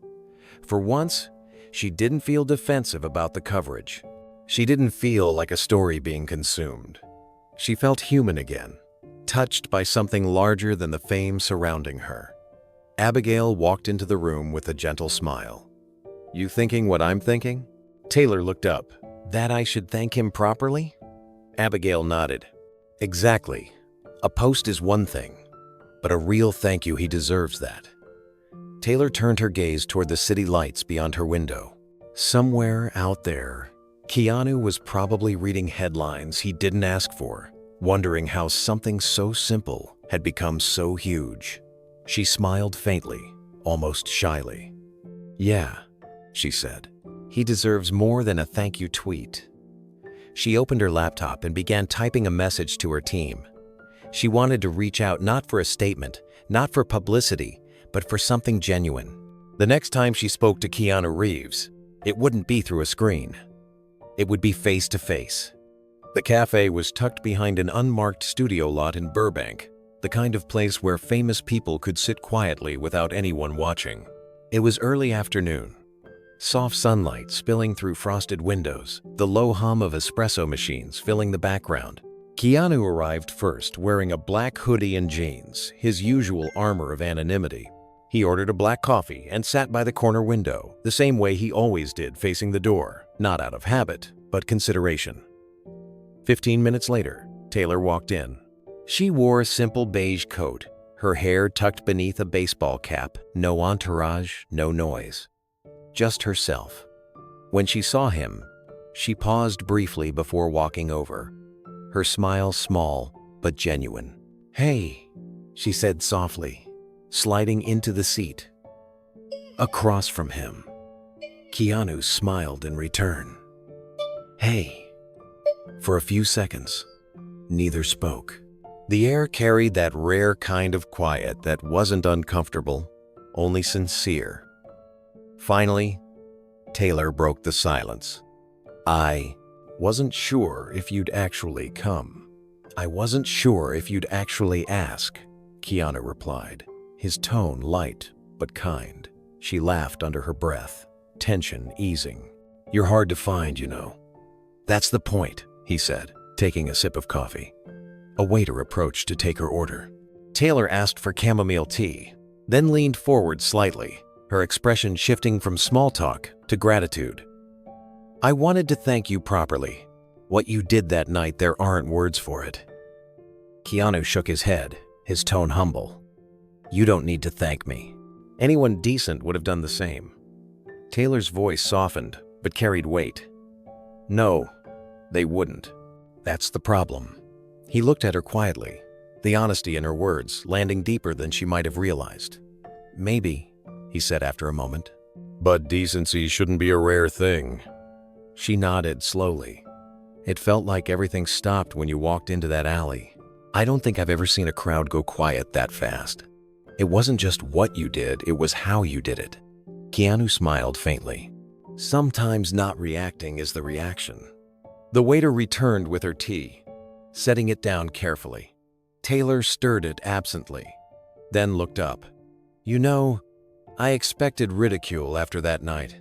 I thought the media would twist it, say I staged it or something. But instead, people were kind. It feels strange, but in a good way. Keanu nodded. Maybe they were waiting for something real. Taylor smiled faintly at his words. Something real, she repeated, staring into her tea. That's what I've been missing. Everything around me feels like it's curated, edited, designed to look real without actually being it. Keanu leaned back in his chair, thoughtful. That's the cost of being visible all the time. People forget that you're human. They start to think your life belongs to them. Taylor nodded slowly, her eyes distant. That's exactly it. I used to think fame was about being seen, but I don't think I've ever felt more invisible. Every picture, every rumor, it's like they've built a version of me I don't even recognize anymore. He listened, without interruption. When she finally looked up, she found understanding in his eyes, not pity. You've been in the spotlight longer than I have, she continued. How do you deal with it? How do you stay grounded? He paused for a moment before answering, by remembering that the spotlight doesn't define you. Your silence does. She blinked, letting the words settle. That's beautiful, she said quietly. He gave a small shrug. It's true. The world's always shouting. You don't have to join in. For a few moments, they sat in companionable silence. Outside the cafe window, palm trees swayed in the afternoon wind, sunlight shifting across the wooden floor. Taylor leaned her chin on her hand. You make. It sounds so simple. Keanu smiled gently. Simple doesn't mean easy. They both laughed softly, and the heaviness between them lifted. Taylor studied him, the lines in his face that spoke of years of both pain and peace. You know, she said, that night, when you stood in front of me, I wasn't just scared of them. I was scared of what it meant. That I'd become a spectacle, even in fear. He nodded. Fame has a way of turning pain into entertainment, but you don't have to let it. She looked down at her hands, her voice barely above a whisper. You didn't even hesitate. Why? Keanu thought for a long moment before answering. Because someone needed to remember that she was a person, not a picture. And maybe, he added quietly, because I've seen what happens when no one steps in. Taylor met his gaze, something in her expression softening. She wanted to ask what he meant, but she didn't need to. The quiet between them carried its own stories, ones that didn't need to be spoken. Finally, she reached across the table, resting her hand near his. You didn't just protect me from them, she said. You reminded me that the world can still stop for the right reason. Keanu gave a humble half smile. I just raised my hand. She shook her head gently. You did more than that. The cafe grew busier as the afternoon light began to fade. But at their table, time seemed to move slower. They talked about simpler things than music, motorcycles, long drives, the small joys that still made them feel human. For Taylor, it was songwriting in quiet hotel rooms at 2 a.m. For Keanu, it was fixing old bikes in his garage, alone with the hum of tools and the smell of grease and steel. When she laughed again, it was unguarded, the kind of laugh that belonged to the version of herself she'd almost forgotten. Keanu noticed, but said nothing. Eventually, Taylor glanced at the clock and sighed softly. I should go, before someone recognizes us. She stood, pulling on her coat, then smiled at him one last time. Thank you for the coffee, for the quiet, and for that night. He rose as well, his reply simple. Thank you for seeing it, for what it was. As she turned to leave, She paused and looked back. "I think the world needs more people who don't talk first." Keanu smiled faintly. "And maybe more people who listen." Their eyes met for a moment longer before she walked out into the fading light. The door closed softly behind her, leaving Keanu with his half-empty cup of coffee and the echo of a friendship that felt rare, born not out of fame, but of understanding. Within a week, the story had become more than a trending topic. It had become a cultural moment. Magazines around the world splashed their covers with the now iconic image, Keanu's raised hand against the wall of cameras, Taylor just behind him, her eyes closed in quiet relief. On one side, they printed the chaos of flashing bulbs and shouting faces. On the other, his stillness. The contrast was impossible to ignore. Headlines used words that hadn't been fashionable in Hollywood for decades. Words like honor, respect, and decency. Editorials debated what the gesture meant in a time when celebrity scandals dominated the news. One article called it a masterclass in grace under pressure. Another described Keanu as a man who redefined masculinity without saying a word. Talk shows replayed the footage on loop. Panelists argued about what it symbolized. Some saw it as old-fashioned chivalry, others as simple empathy. Yet, no matter how it was interpreted, everyone agreed on one thing. The moment had struck a nerve with people around the world. Clips from old interviews began resurfacing. In one, Keanu told a reporter, "Fame isn't something you own. It's something you carry carefully." Another quote went viral from a 2003 press junket where he said, "Kindness is underrated. It's the quietest superpower." Fans took those words and ran with them, filling timelines with tributes, art, and messages of gratitude. Someone even started a petition to make Keanu Day, celebrating humility and respect in the entertainment industry. Entertainment outlets tried to keep up with the demand for positive stories. Instead of gossip, readers wanted reminders that humanity still existed behind the cameras. And for once, the internet didn't tear someone apart. It lifted someone up. Taylor watched all of it unfold with quiet wonder. Every day brought new messages from fans, celebrities, and strangers. She received handwritten letters from young artists thanking her for being vulnerable and from photographers promising to treat their subjects with dignity. The irony wasn't lost on her, that it had taken a moment of pain to start a conversation about compassion. But amidst all the praise and commentary, both Keanu and Taylor stayed quiet. They didn't post updates or respond to interviews. They didn't feed the narrative. Their silence became part of the story, a shared agreement that some acts didn't need explanation. As the weeks passed, the photo of that rainy Los Angeles night remained at the center of every cultural conversation. It was reprinted on magazine covers in New York, London, and Paris, each one giving it a different title. The Gentleman of the Century, Hollywood's Quiet Hero, Decency Returns. Social commentators analyzed the image like it was a painting from another era, something too rare to belong to modern celebrity culture. One evening, a roundtable of media analysts debated the event live on television. "What people are responding to," one said, "isn't just the act, it's what the act represents. We're starved for authenticity." Keanu's restraint, his calm, it feels like a relic of a better time. Another analyst countered, "He's showing us a new kind of masculinity, one that protects without posturing." The discussion grew spirited, but the tone was respectful, almost reverent. Online, the praise didn't stop. Fans from around the world created tributes in digital art. Someone animated the photo into a short film, adding a soft instrumental piece in the background. The video was shared millions of times with captions like, "This is what quiet strength looks like." Keanu didn't watch the broadcasts or check social media. He spent his mornings walking through Griffith Park, headphones on, trying to ignore the noise his silence had created. When a fan recognized him and approached, he smiled kindly and listened. But when they thanked him for restoring faith in humanity, he simply said, "We all have the power to do that." Meanwhile, corporate brands tried to move in, A luxury watch company offered him a seven-figure deal to appear in a campaign about timeless values.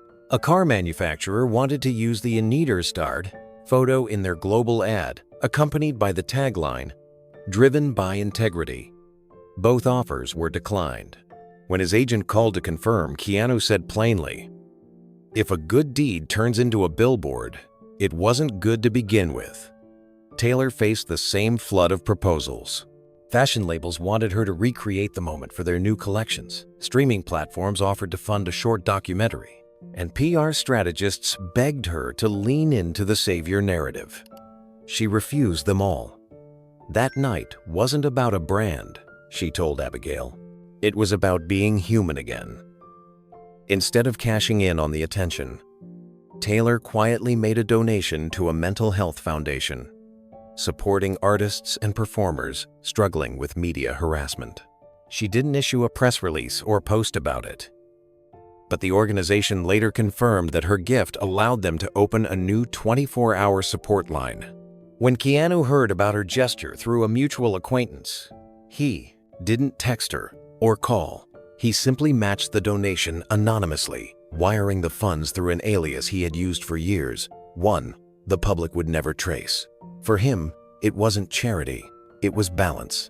One afternoon, Tina Morales, the journalist who had taken the original photo, wrote a reflective essay about the aftermath. "It's strange," she began, "how a man raising his hand to stop noise became a global conversation about dignity. I was there. It wasn't staged. It wasn't dramatic. It was human." The essay went viral, celebrated for its honesty and restraint. Tina refused interviews, insisting that her story wasn't about her. Taylor read Tina's piece late one night and smiled. The writer had captured what no news anchor could: the emotion of the moment, the stillness, the reason it mattered. She forwarded it to Keanu's publicist with a short note. He should see this, if he hasn't already.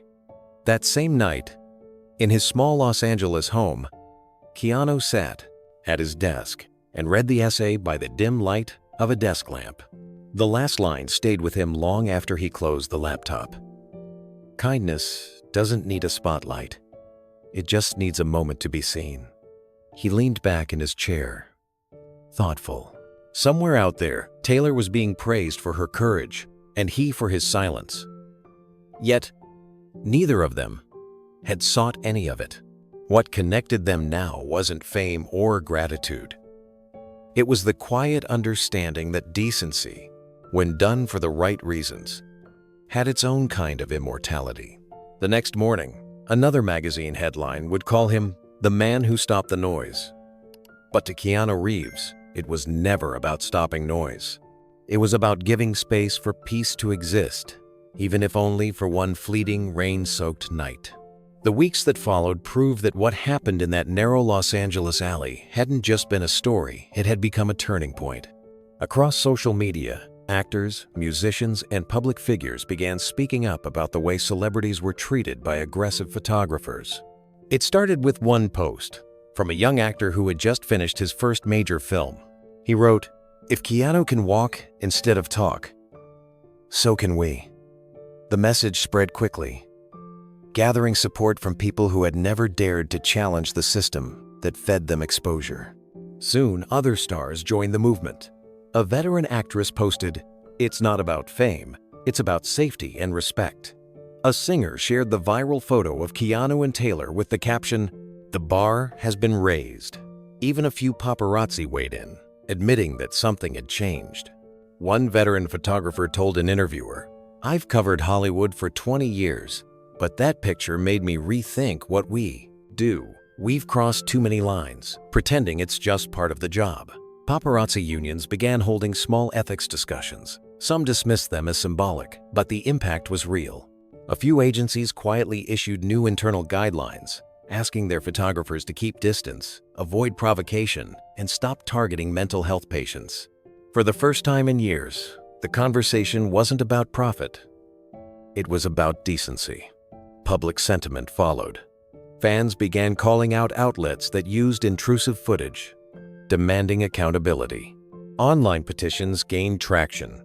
not to ban paparazzi, but to humanize the way they worked.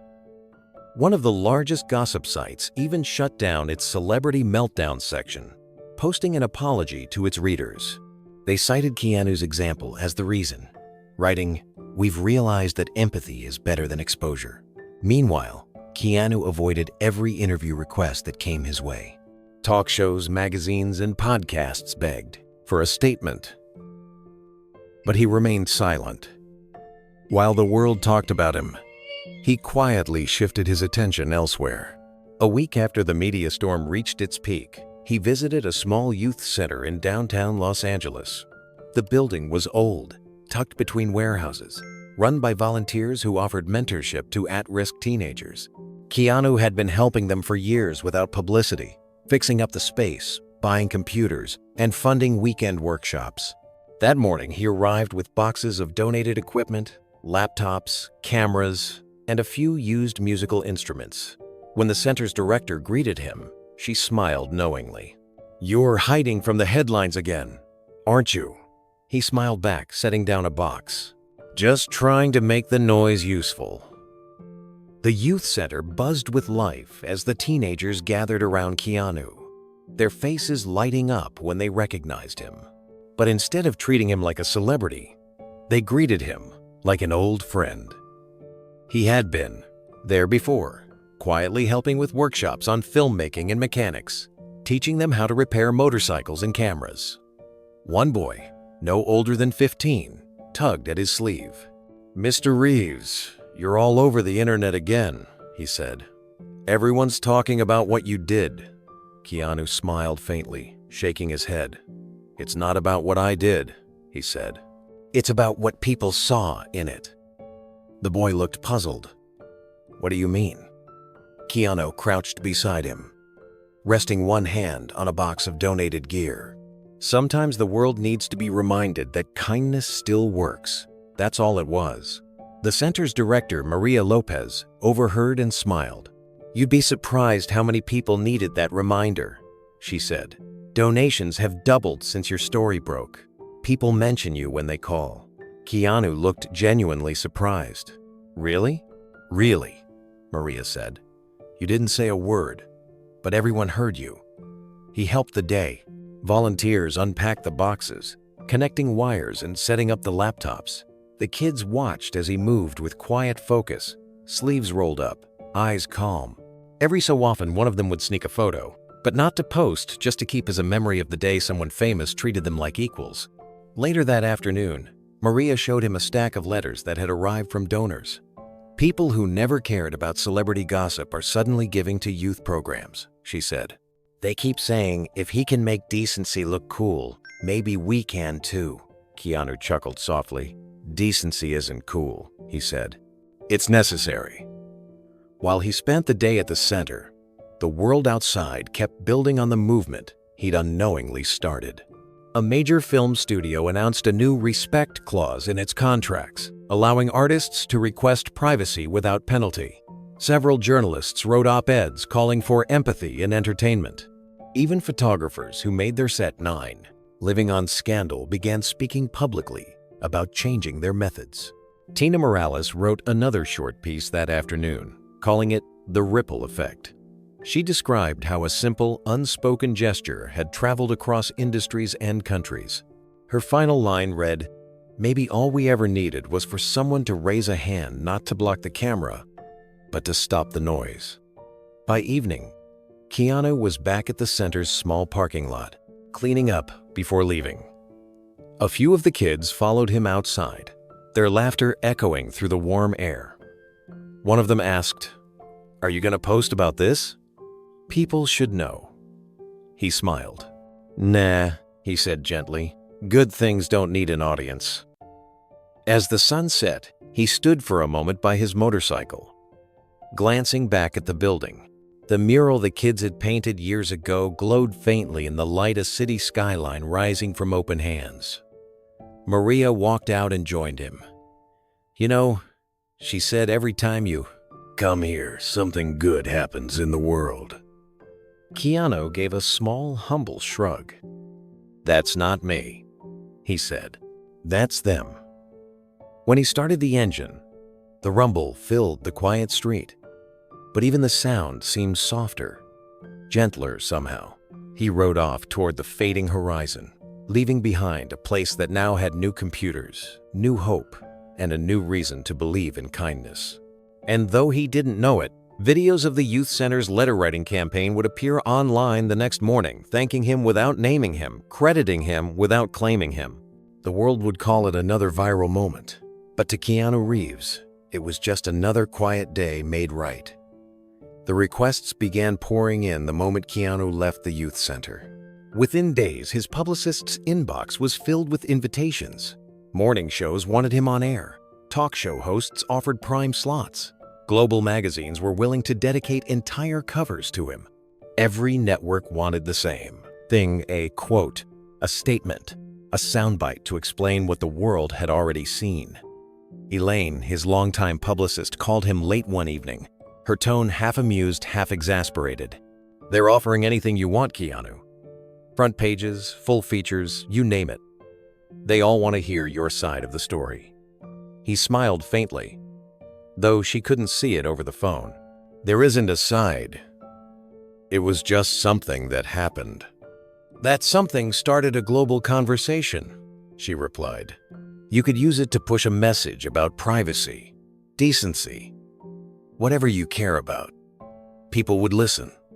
He took a quiet breath. "If they're already listening," he said softly, "then I don't need to talk." Elaine chuckled in disbelief. "You really are impossible. Only when silence works better," he said gently. Over the following week, the media circus continued without him. Producers grew frustrated. Journalists debated whether his refusal was humility or strategy, and social media tried to fill the silence with interpretations. But Keanu didn't feed any of it. He stayed focused on his work, splitting his days between quiet charity efforts and pre-production meetings for an upcoming film. Reporters began staking out the few places he was known to frequent: his favorite diner, a local bookstore, even the motorcycle garage he often visited.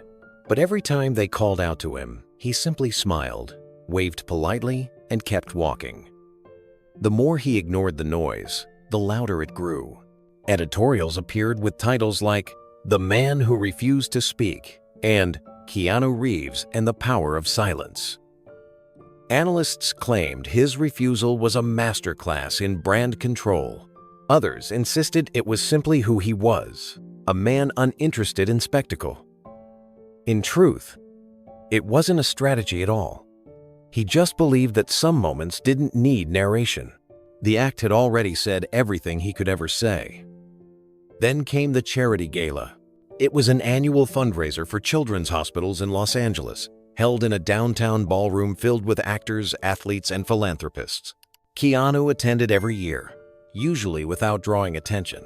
But this year, the cameras outside were thicker than ever, waiting to catch the man who had, in the eyes of the world, revived integrity in Hollywood. The ballroom shimmered with soft gold light, the kind that made every crystal glass look like it held sunlight. Guests moved between tables, exchanging small talk and handshakes, while photographers snapped pictures at the entrance. Keanu slipped in quietly through a side corridor, as he always did, wearing a simple black suit and tie. He didn't need a spotlight. He was there for the cause, not the cameras. The event ran smoothly, auction items were sold, speeches were given, and laughter echoed across the room. Keanu mingled with donors and doctors, answering questions about his foundation work, never once bringing up the story that had made him a global symbol of decency. To him, this night wasn't about him at all. But one reporter, a young woman from a respected news outlet, had been waiting patiently all evening. She wasn't from the tabloid world. She had covered humanitarian issues and stories of quiet courage. When Keanu stepped toward the exit, she approached, microphone lowered, not wanting to intrude. "Mr. Reeves," she said softly, "I know you've turned down every interview request about what happened with Taylor Swift. But may I ask just one question?" He paused, his usual calm expression resting behind tired eyes. "You just did," he said lightly. The reporter smiled, but her tone stayed respectful. Then one more, if I may. Why didn't you speak out about it? People everywhere are talking about what you did. Don't you think your voice could add something to that? Keanu thought for a moment. The chatter of the gala faded behind him as he looked her in the eye. Then, with the same quiet certainty that had defined that night in the alley, he replied, "Because the picture already did."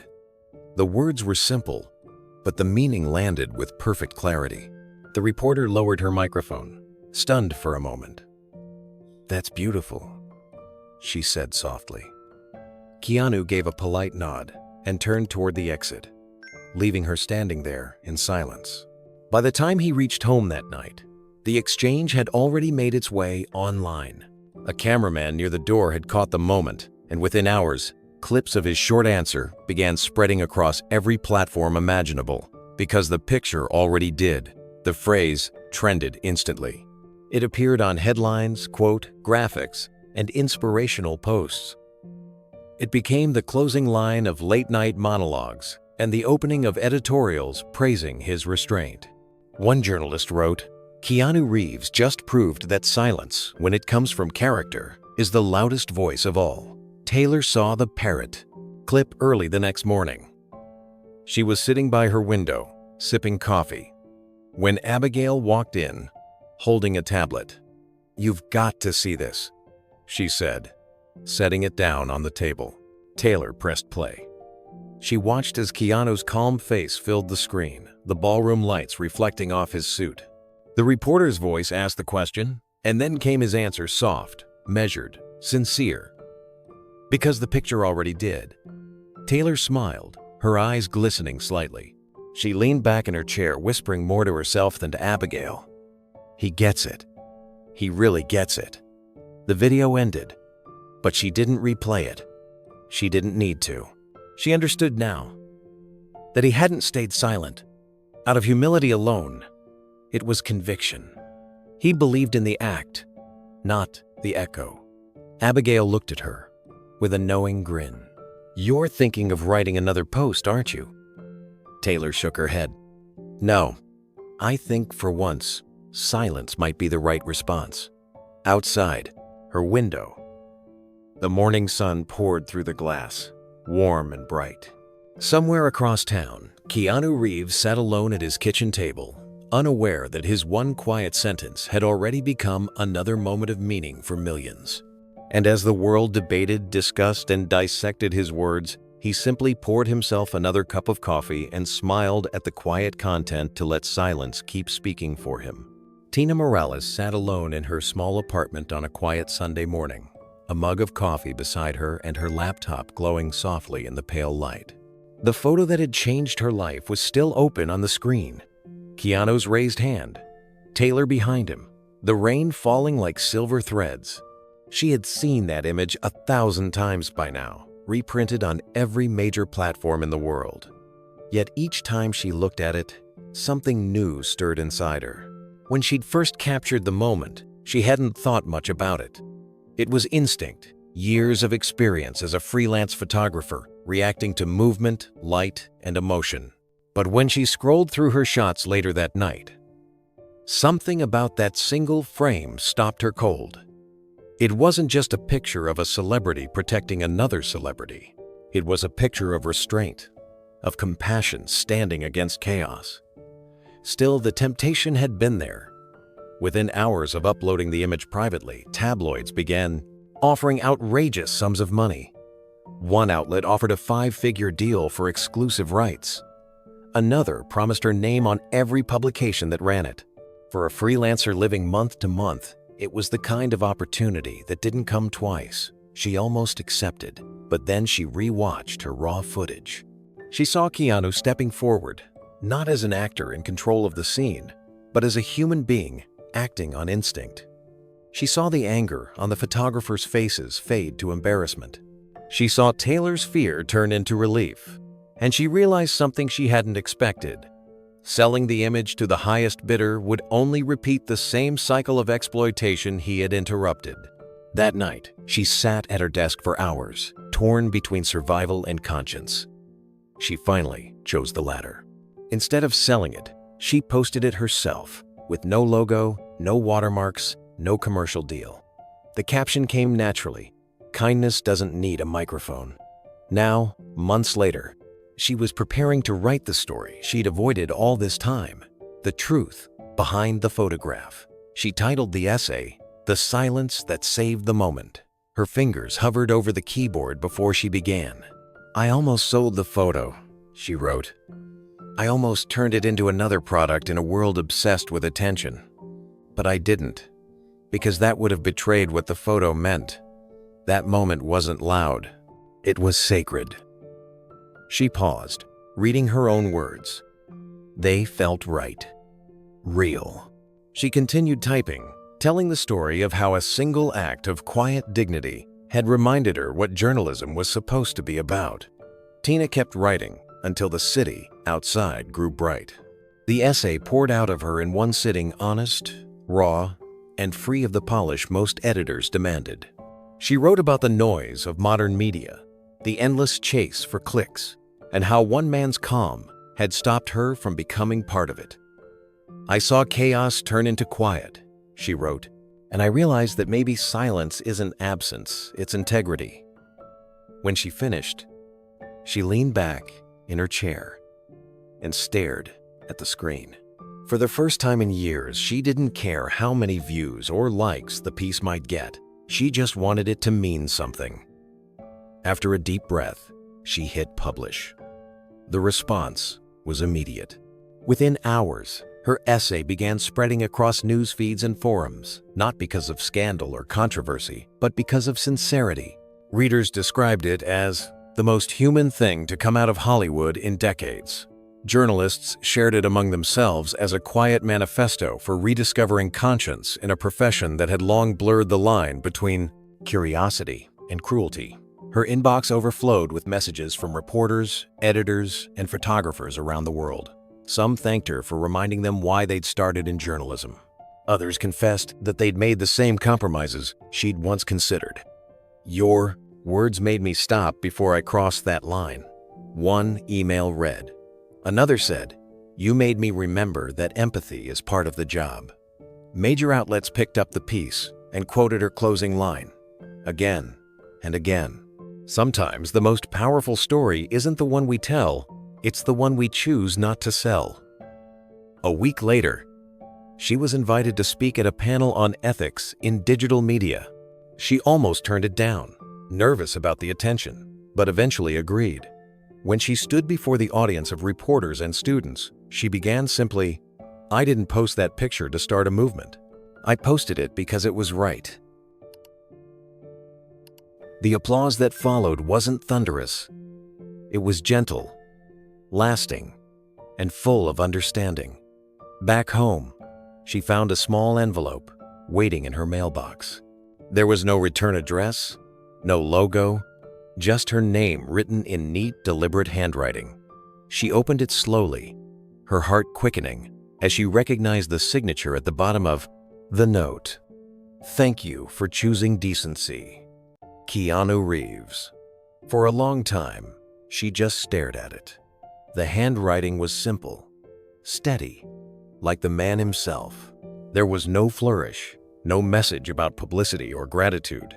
Just 6 words that carried more weight than any headline she had ever written. She placed the note carefully inside a small wooden frame and set it on her desk, right beside her camera. Every morning after that, when she began her work, she would glance at it before opening her laptop. It reminded her that there was always a choice to chase noise or to preserve meaning. Months later, during an interview about the impact of her essay, a student journalist asked her what she had learned most from the experience. Tina smiled thoughtfully before answering, "That the lens doesn't just capture what we see," she said. "It also reflects who we are." The interviewer asked if she'd ever met Keanu in person since that night. Tina shook her head. "No. And that's okay. I don't need to." His message wasn't about connection through fame. It was about connection through respect. As the interview ended, the student turned off the recorder and said softly, "You know, it's funny your story isn't really about him, is it?" Tina smiled. "No," she said. "It's about what he reminded us to be." Back in her apartment, she sat once again by the window where it had all begun. The framed note caught the light of the setting sun. The city outside hummed as always, restless and loud. But for Tina Morales, the quiet had never sounded so right. Months after the photograph first appeared, its impact was no longer confined to Hollywood headlines. It had woven itself into classrooms, think pieces, and everyday conversation. What began as a fleeting act of kindness had become a cultural landmark, dissected and discussed far beyond the walls of entertainment. At universities across the country, professors began using the event in Imple Standi, ethics and media studies courses. In one class at Stanford, students watched the original footage of the night and debated the balance between morality and publicity. One student argued that Keanu's silence had done more to restore public faith in decency than any campaign could. Another countered that perhaps it was Taylor's vulnerability that gave the image power. The debate lasted for an entire week, ending with the professor's reflection. Maybe it wasn't about either of them. It was about us, realizing how hungry we are for grace.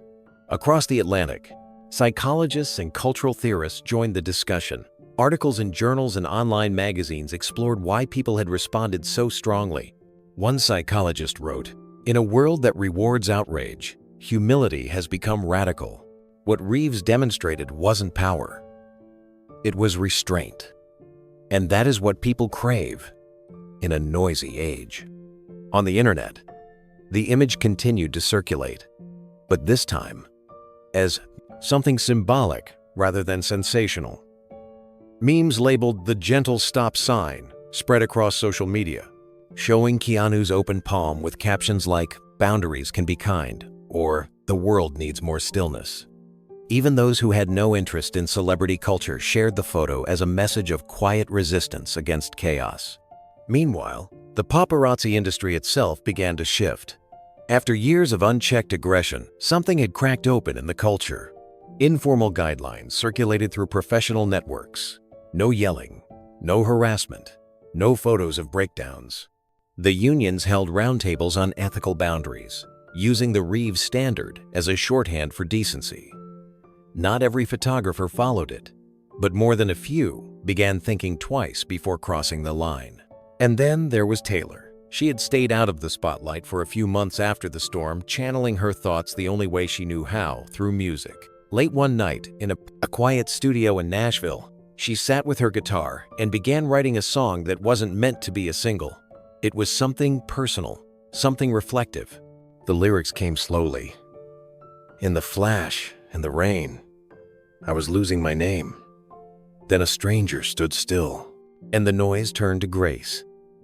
She titled it, "Calm in the Chaos." When Taylor finally performed Calm in the Chaos Live, it wasn't at an award show or a televised event. It was during a small, unannounced acoustic set at the Ryman Auditorium in Nashville. The crowd that night wasn't expecting anything new, but when she introduced the song, her tone was softer, more deliberate. "This one's about a night that reminded me not every story has to be loud to be heard," she said. The first chords rang out gently, the melody stripped of polish and production. Her voice carried through the old wooden hall, clear and vulnerable. The lyrics painted the scene with vivid simplicity, flashes in the rain, panic, and then stillness.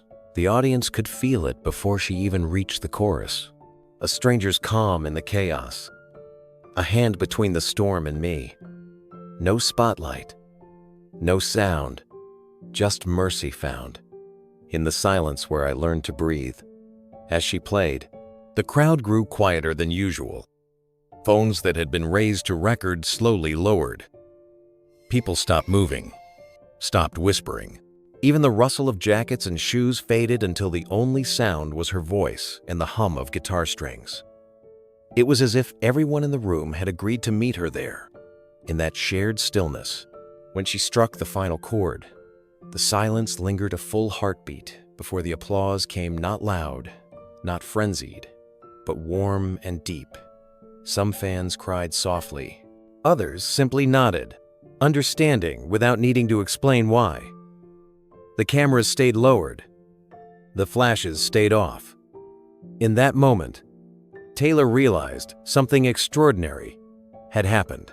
The same silence that had protected her that night in Los Dom Angeles had followed her here. It wasn't about her or Keanu anymore. It had become something communal, something healing. The next day, clips from the performance spread online. But what caught people's attention wasn't just the song. It was the behavior of the audience. No one recorded it. One post read, "We just listened. For once, we all listened." Cultural commentators noted how rare that had become. A columnist for Rolling Stone wrote, "In an age where we live through screens, Taylor Swift asked for silence and got it. That may be the truest form of connection left." Soon after, universities began adding her song to ethics and media syllabi, alongside the discussions of Keanu's act. Professors used both moments to illustrate the idea of moral contagion. How one act of integrity could ripple through millions of lives, changing behavior without ever demanding credit. Meanwhile, psychologists continued publishing studies about the phenomenon. One paper called it the Reeves effect, describing how acts of quiet altruism evoke stronger emotional reactions than public heroism. Another analysis concluded that people respond more deeply to empathy than spectacle. That humility, not dominance, creates the strongest influence in human behavior. Even the paparazzi circles, often resistant to criticism, began to acknowledge the change. A photographer at an airport terminal was overheard saying, "We used to chase chaos. Now, I just think of that hand." His colleague nodded. "Yeah, the gentle stop sign," he said, smiling faintly. Keanu, as always, stayed out of the commentary. He didn't attend panels, didn't comment on the memes, and never responded to the academic discussions. But one night, while scrolling through the news quietly, he came across a video of Taylor's performance. The crowd was silent. The song, tender and real. When the final note faded, he smiled softly to himself, understanding what it meant. He closed his laptop and whispered to the empty room, "Good, let it keep spreading." The story that had started in a rain-soaked alley had turned into something much larger, a movement, a memory, a lesson.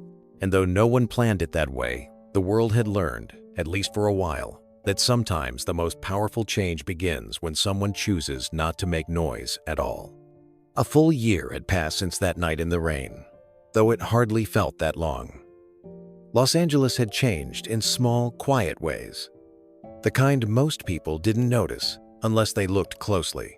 The city was still loud, restless, and full of stories, but every now and then, amid the noise, a trace of stillness lingered like a memory people didn't want to let go of. That evening, Keanu Reeves walked down the familiar street in West Hollywood beside his old friend David Lemons. They hadn't seen each other for months, both buried in their projects. But when David suggested dinner at the Silver Maple, Keanu smiled. "Sure," he'd said. "It's been a while." The restaurant looked almost exactly the same. The same amber lights, the same polished wood tables, the same faint scent of rosemary and wine drifting from the kitchen. But there was a new warmth in how people looked at one another. The staff greeted them with genuine smiles, not because he was a movie star, but because they remembered him as someone who had once changed something here, not through fame, but through example. The hostess, a young woman who looked barely old enough to have been there that night, recognized him as she led them to their table. "We've heard the story 1,000 times," she said quietly. "But it's still different seeing you here." Keanu smiled politely. "It was just a night like any other." She shook her head gently. "Not to everyone." David chuckled once they were seated. "You're like a living myth now, you know that? They should name a dessert after you or something." Keanu took a sip of his water, grinning. "Please don't give them ideas." Dinner came quickly. They talked about work, about movies, about the state of the world. David told stories about film students who now cited the hand of kindness in their essays about ethics in art. Keanu listened, amused but distant, still uncomfortable with the way the moment had grown beyond him. "It wasn't supposed to be a message," he said quietly. "It was just instinct." David leaned back in his chair. That's why it mattered. Outside, the air had cooled into an easy spring breeze. When they finished their meal, Keanu insisted on paying the bill. As always, the manager came by to thank him for returning, though he didn't linger or ask for photos. It was as if everyone had collectively decided that respect was better than recognition. A lesson that had stayed with the place long after the cameras disappeared. When Keanu and David stepped outside, the alley next to the restaurant looked softer now, less like a battlefield of flashbulbs, and more like part of an old memory. The pavement still glistened faintly from a recent drizzle, reflecting the yellow streetlight above. And on the wall across from where it had all happened, something new had appeared. A mural now covered the old brick wall, a simple painting in shades of gray and gold. It showed the silhouette of a man standing tall, one hand raised calmly in the air, as if asking the world to pause. Behind him, faint outlines of cameras and flashlights faded into abstraction. The scene wasn't literal, but its meaning was unmistakable. At the bottom corner, in small white letters, someone had painted 3 words: "Grace in motion." Keanu stopped walking. For a long moment, he said nothing, just stood there beneath the flickering light. David followed his gaze and let out a low whistle. "Well," he said softly, "looks like your legacy's got an address now." Keanu smiled faintly, the corners of his eyes crinkling. "I didn't paint it," he said.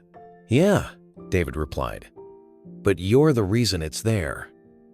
The alley was quiet, save for the hum of a nearby street lamp. A breeze moved through, carrying the faint scent of rain-soaked asphalt and jasmine from the restaurant's small garden. Keanu stepped closer to the wall, studying the mural. Whoever had painted it hadn't tried to make it glamorous or perfect. The lines were imperfect, the shading uneven, but the emotion was real. It looked like it had been made with care, not ambition. At the base of the wall, someone had left a few small tokens, flowers, folded notes, and a single candle burned down to the glass. Keanu crouched for a moment, reading one of the notes left behind. The handwriting was careful and childlike. "Thank you for showing me that being kind is still cool." He exhaled slowly, folding the note and placing it back exactly where he found it. Then he reached into his coat pocket and took out a single white flower he'd picked from the garden near the restaurant entrance. He laid it gently beneath the mural, his fingers brushing the damp pavement. David stood a few steps behind, hands in his pockets, watching in silence. "You know," he said finally, "you could make a speech right now, and people would probably build a monument tomorrow." Keanu shook his head, still smiling faintly. Then it wouldn't mean anything. He took one last look at the mural, his reflection faintly visible in the polished surface of a nearby puddle. The painted hand on the wall seemed to mirror his own, the same quiet gesture that had started it all. As they turned to leave, a city street cleaner came down the block, pushing his cart and humming a tune. He slowed as he passed the mural, noticing the flower resting at its base. He looked around, half expecting to see who had left it, but the alley was empty. He took out his phone, snapped a quick photo, and smiled. Not to post, not to sell, just to remember what respect looked like. Farther down the street, Keanu and David walked side by side, their footsteps soft against the pavement. The night air was cool, the city quieter than usual. Somewhere behind them, the mural caught the glow of the streetlight, standing as a silent reminder that sometimes one moment of stillness can echo longer than a lifetime of words. It's remarkable how a single quiet act can ripple through the noise of an entire culture. That night in the alley behind a Los Angeles restaurant began as nothing more than an instinct, A man stepping forward, not for recognition, but for what was right. Yet over time, it became something larger than anyone could have imagined. It redefined how people saw decency in an industry built on spectacle. For decades, fame had thrived on drama. Outrage sold faster than compassion, and noise always seemed to drown out the softer virtues. But Keanu Reeves changed that balance, not by preaching or performing, but by standing still. In a single moment of quiet resistance, he reminded the world that strength isn't always loud. Sometimes, it looks like calmness in chaos. Sometimes, it's a raised hand that asks not for attention, but for peace. The photo of that moment traveled the world, not because it was shocking, but because it was healing. People saw themselves in it. Ordinary citizens who wanted to believe that kindness still had a place in public life. What began as a celebrity headline transformed into something moral, something deeply human. When Taylor Swift later called that night a moment that taught me what protection feels like, her words resonated with millions. It wasn't about being rescued, it was about being respected. Keanu didn't make himself the story. He gave space for dignity to return to a conversation that had long forgotten it. Through silence, he reminded us that integrity isn't built on speeches or applause. It's measured in moments when no one expects us to act, yet we choose to anyway. His calm hand against the chaos became a universal symbol, a reminder that decency is not a performance, it's a choice. All over the world, people began rediscovering the beauty of restraint. The lesson wasn't just about celebrities or paparazzi, it was about us, about how we handle confrontation, how we protect one another, how we treat people when there are no rewards waiting on the other side. That night wasn't just Keanu protecting Taylor Swift from cameras. It was humanity protecting itself from the hunger to humiliate. It was compassion reminding arrogance to step back. It was the rarest kind of heroism, the kind that asks for nothing in return. Over the following year, people around the world began to rediscover what they had missed: most quiet integrity. It wasn't the grand gestures that moved them. It was the small, unrecorded ones. The mother comforting a stranger's child at an airport. The driver who stopped traffic to let someone cross. The teacher who stayed late to listen. The janitor who helped a lost tourist find his way. These weren't stories that went viral, but they were echoes of the same truth Keanu had lived that night. True strength isn't about power or pride. It's measured, mindful, and human. It doesn't demand the spotlight, and it never needs. Validation.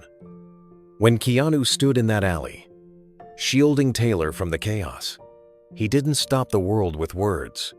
He stopped it with decency. His silence carried more weight than anger ever could. In a time when so many chase visibility, he showed that humility can still lead. In a world obsessed with proof, he reminded us that the quietest acts often matter most. That's what made the gesture unforgettable. It wasn't the image, but the absence of ego behind it. People often talk about how to make the world better, as if kindness requires planning or organization. But moments like that one show that goodness doesn't wait for a stage. It appears in the small spaces between choice and instinct. The strength to protect without reward. The grace to do the right thing, even when no one is watching. Keanu Reeves didn't just defend a person. He defended a principle. He reminded the world that we all share a responsibility to one another, whether in front of a camera or in the quiet corners of everyday life. It was a reminder that compassion, in its purest form, isn't something we post about. It's something we live by. And in that way, the gesture became timeless. Artists painted it, writers quoted it, teachers discussed it, but the essence never changed. It was a man choosing empathy over indifference.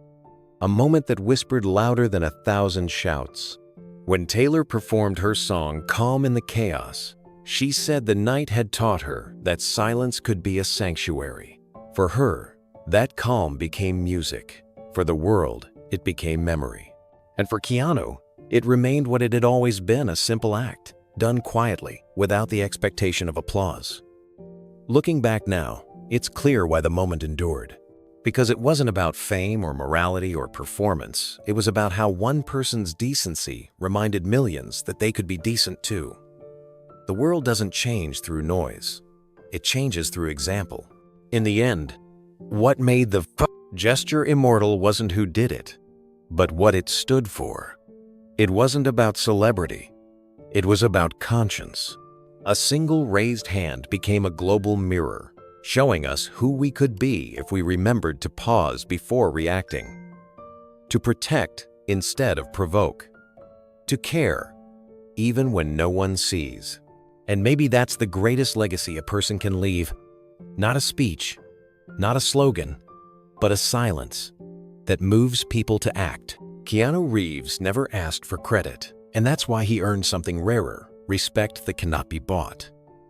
And a kind of immortality that lives quietly in the hearts of those who remember that night.